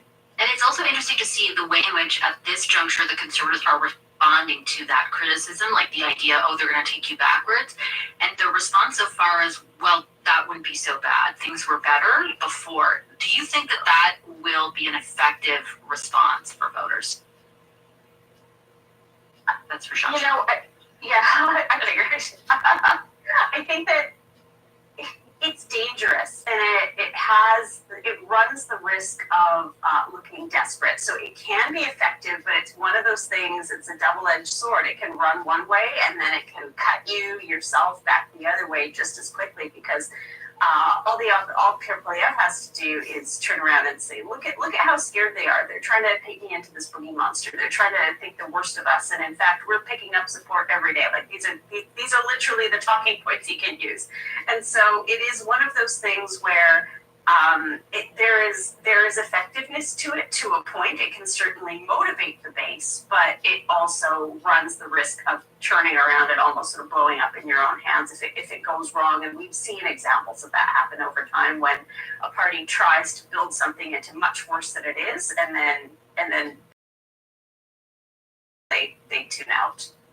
Okay, well, I have to take a commercial break, but it's been a great discussion, everyone. Thanks for your time this afternoon. Our daily debrief panel, Saeed Salvam, Shachi Curl, and Shakir Chambers. We do have a lot more coming up this afternoon. We are starting to hear from federal ministers here in Montreal who are gathered for a federal cabinet retreat in response to a decision from the federal court just moments ago that ruled the Trudeau government's invocation of the Emergencies Act, which of course was invoked against the 2022 convoy protests, was not justified by law, the ruling says. The federal government has just announced they will appeal that ruling. We'll have more coming up. Stay right there. This newscast brought to you by the EMSB, celebrating Quebec Francophone culture this month. Kindergarten registration starts February 5th. For more, go to emsb.qc.ca. Good afternoon, H130. I'm Jason Mayoff with this CTV News update. Here's what's making news right now. Some breaking news. A judge has ruled that the Liberal government's use of the Emergencies Act in response to the Freedom Convoy protests in 2022 was unreasonable under the law. The federal government says it will appeal the ruling. A 75-year-old woman is in hospital with serious injuries after being hit by a snow removal truck in Dollard. It happened this morning in a residential parking lot on Arthur Street, not far from Salaberry and St. John's. Police are speaking to the truck driver. And a judge has approved a class action lawsuit on behalf of people living in residences that were hit by COVID. The suit seeks compensation for survivors, their families, and relatives of those who died. With the latest from the CJAD 800 Traffic Center, here's Lauren Glazer. We do have some slowdowns now for northbound the Carry from Côte St. Catherine up to the top. Also delays on the eastbound side of the T-Can. the eastbound side of the Met, some off and on volume there between the Carriets and southbound 25. It's a slow drive short to the tunnel. Off and on volume as well on the westbound side of the Met between Longchamp and Saint Laurent, and again between Lacadie and the Carry. Only until January 31st, Mazda is offering 90 days without any monthly payments. That's 90 days, zero payments. Visit your Mazda dealer today for details. Traffic and transit every 15 minutes on CJAD 800. Your next report at 1:45.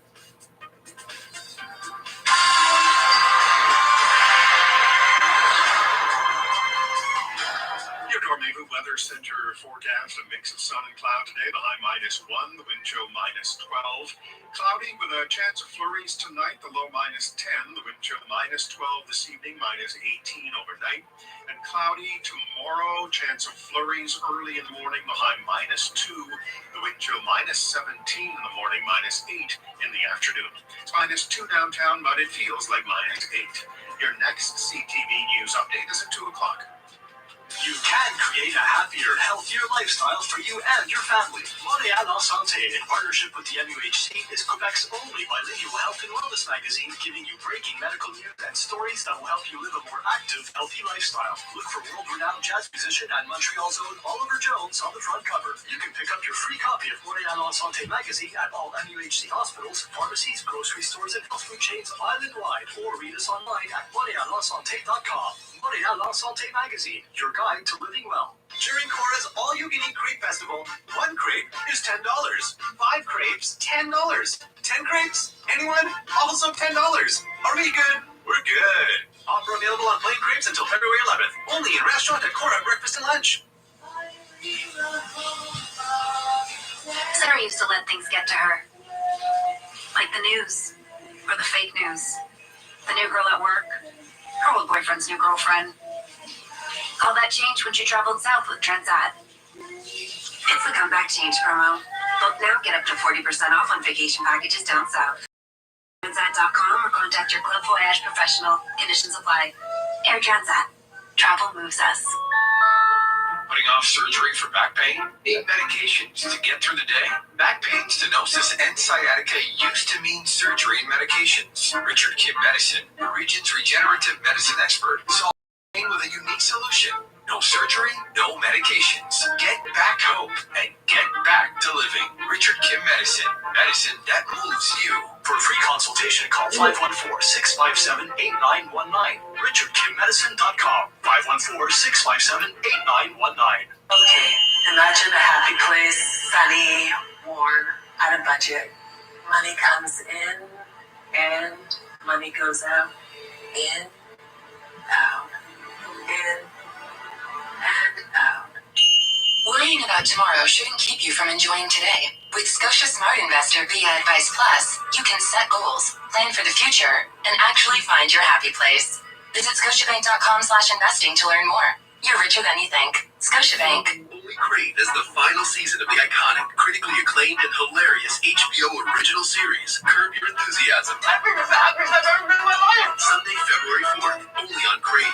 Plans starting at $9.99 a month. Subscribe now at crave.ca. Did you know your average weekly shop costs less at Walmart than any other major grocery store? We price check thousands of items so you don't have to. Walmart. Save money. Live better.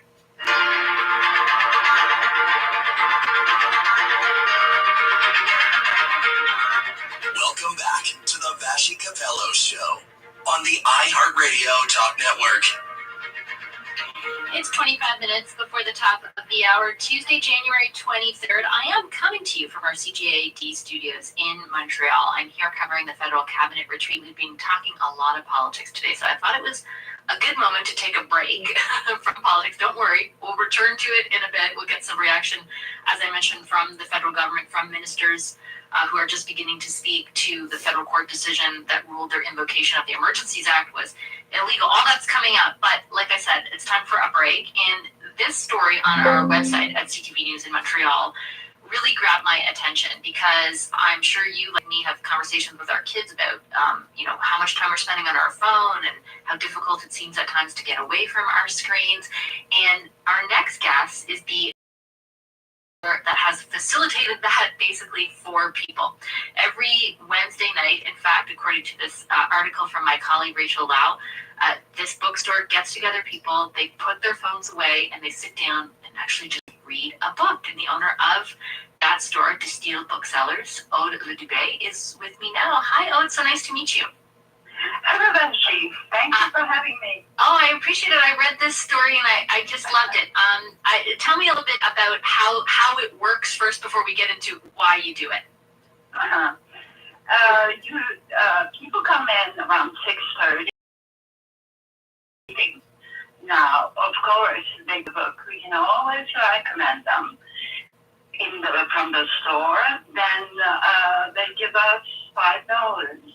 And we take away, we confiscate their phones or tablets or whatever they have that, has a screen on it. And for an hour at 7 we close stores, and for an hour they read uninterrupted. And that's it. Tell me a little bit about why you wanted to do that. I've noticed, we all know this, that we spend way too long on our phones. And it's very interesting to see people walking by our windows and completely what's going on around them and mesmerized by their phones. And I thought that I didn't want to forbid phones inside the store because, we decided to just slowly get them, unaddicted for an hour a day. And what has the reception been like? Like, how are people when you take their phones? Are they into it? Oh, they open the door and they already have their phone. They touch the counter so we can take them away from them. I mean, they're desperate to get rid of them. They really are. That's so interesting. What do you think that says? That people really deep down do want almost to be forced to not look at their screen for a while. And why do you think we can't do it ourselves? Because it's addictive.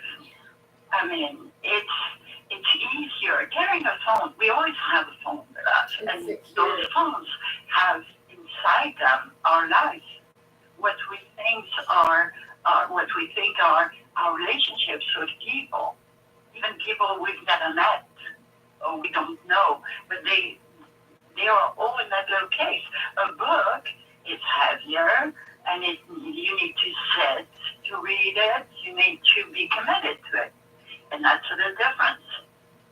And from what I read as well, you kind of set it up in there so that the environment is really comfortable. Like there's chairs, even mattresses to allow people to really chill out and not even think about their phone. Exactly. There are even people bringing their well-behaved dogs. And when you read a book, when could you on a paragraph without thinking, okay, 5 minutes and I'm going to put the laundry in the dryer. Yes. Or there are dishes in the sink. Okay, 1 page and then I'm doing it. You're constantly under the influence of external forces, and then you check your email, or something pings or rings, and not here, not for an hour. There is absolutely nothing but the book. It's so funny that you say that, because even when I think about my own experience, I think of being able to read a book for even a few hours as one of the greatest luxuries. The idea that I wouldn't have laundry or kids or checking my email, what a joy. And that's why it doesn't surprise me to read that you've at times even had to turn people away. Yes, we kind of went viral at one point on TikTok, and there were people lining up, and we asked the person, who was very nice, to take off the video, because we can't, we are a large retail space, but, I don't want people to pipe up. The thing is to be comfortable and cozy. Well, my guess is you might end up going viral again, even beyond the TikTok audience, because I think that, so many people like myself are just so interested in the concept. It's so novel. no, I already meant there. And such a wonderful thing that you're doing. I appreciate you making the time for the conversation today, Aude. Thank you. Oh, thank you. And I hope people in other bookstores catch up on it.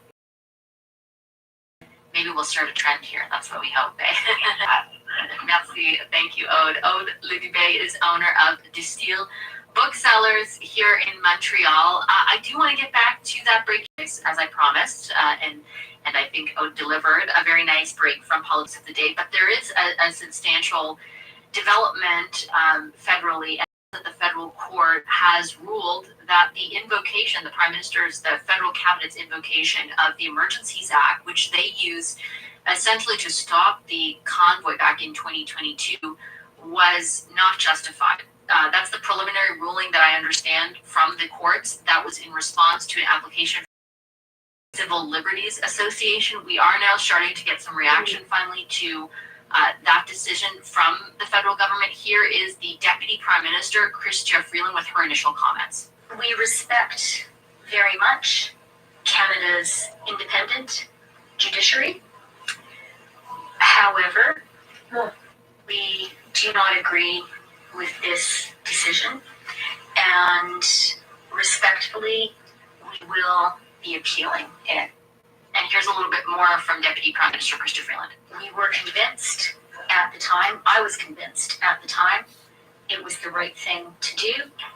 It was the necessary thing to do. I remain, and we remain, convinced of that. So the other minister who's overseeing this file is Arif Virani. He is the Minister of Justice, became the Minister of Justice actually in the last cabinet shuffle in the summer. A little bit more about the process now that the federal government will undergo a decision from the federal court. No, it was downloading, and then you have to install. Reiterate the respect for the judicial process that Mr. I Freeland knew it was going to start about it too. But a fundamental aspect of the judicial process is also proceeding on an appeal.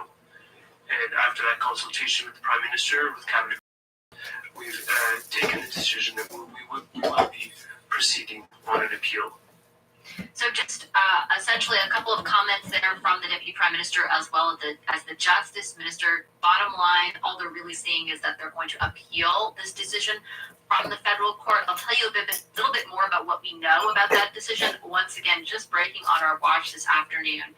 It comes after the Canadian Civil Liberties Association filed against the government's invocation of the Emergencies Act against the convoy protest. The federal court decided or ruled this afternoon that that invocation was not justified by law.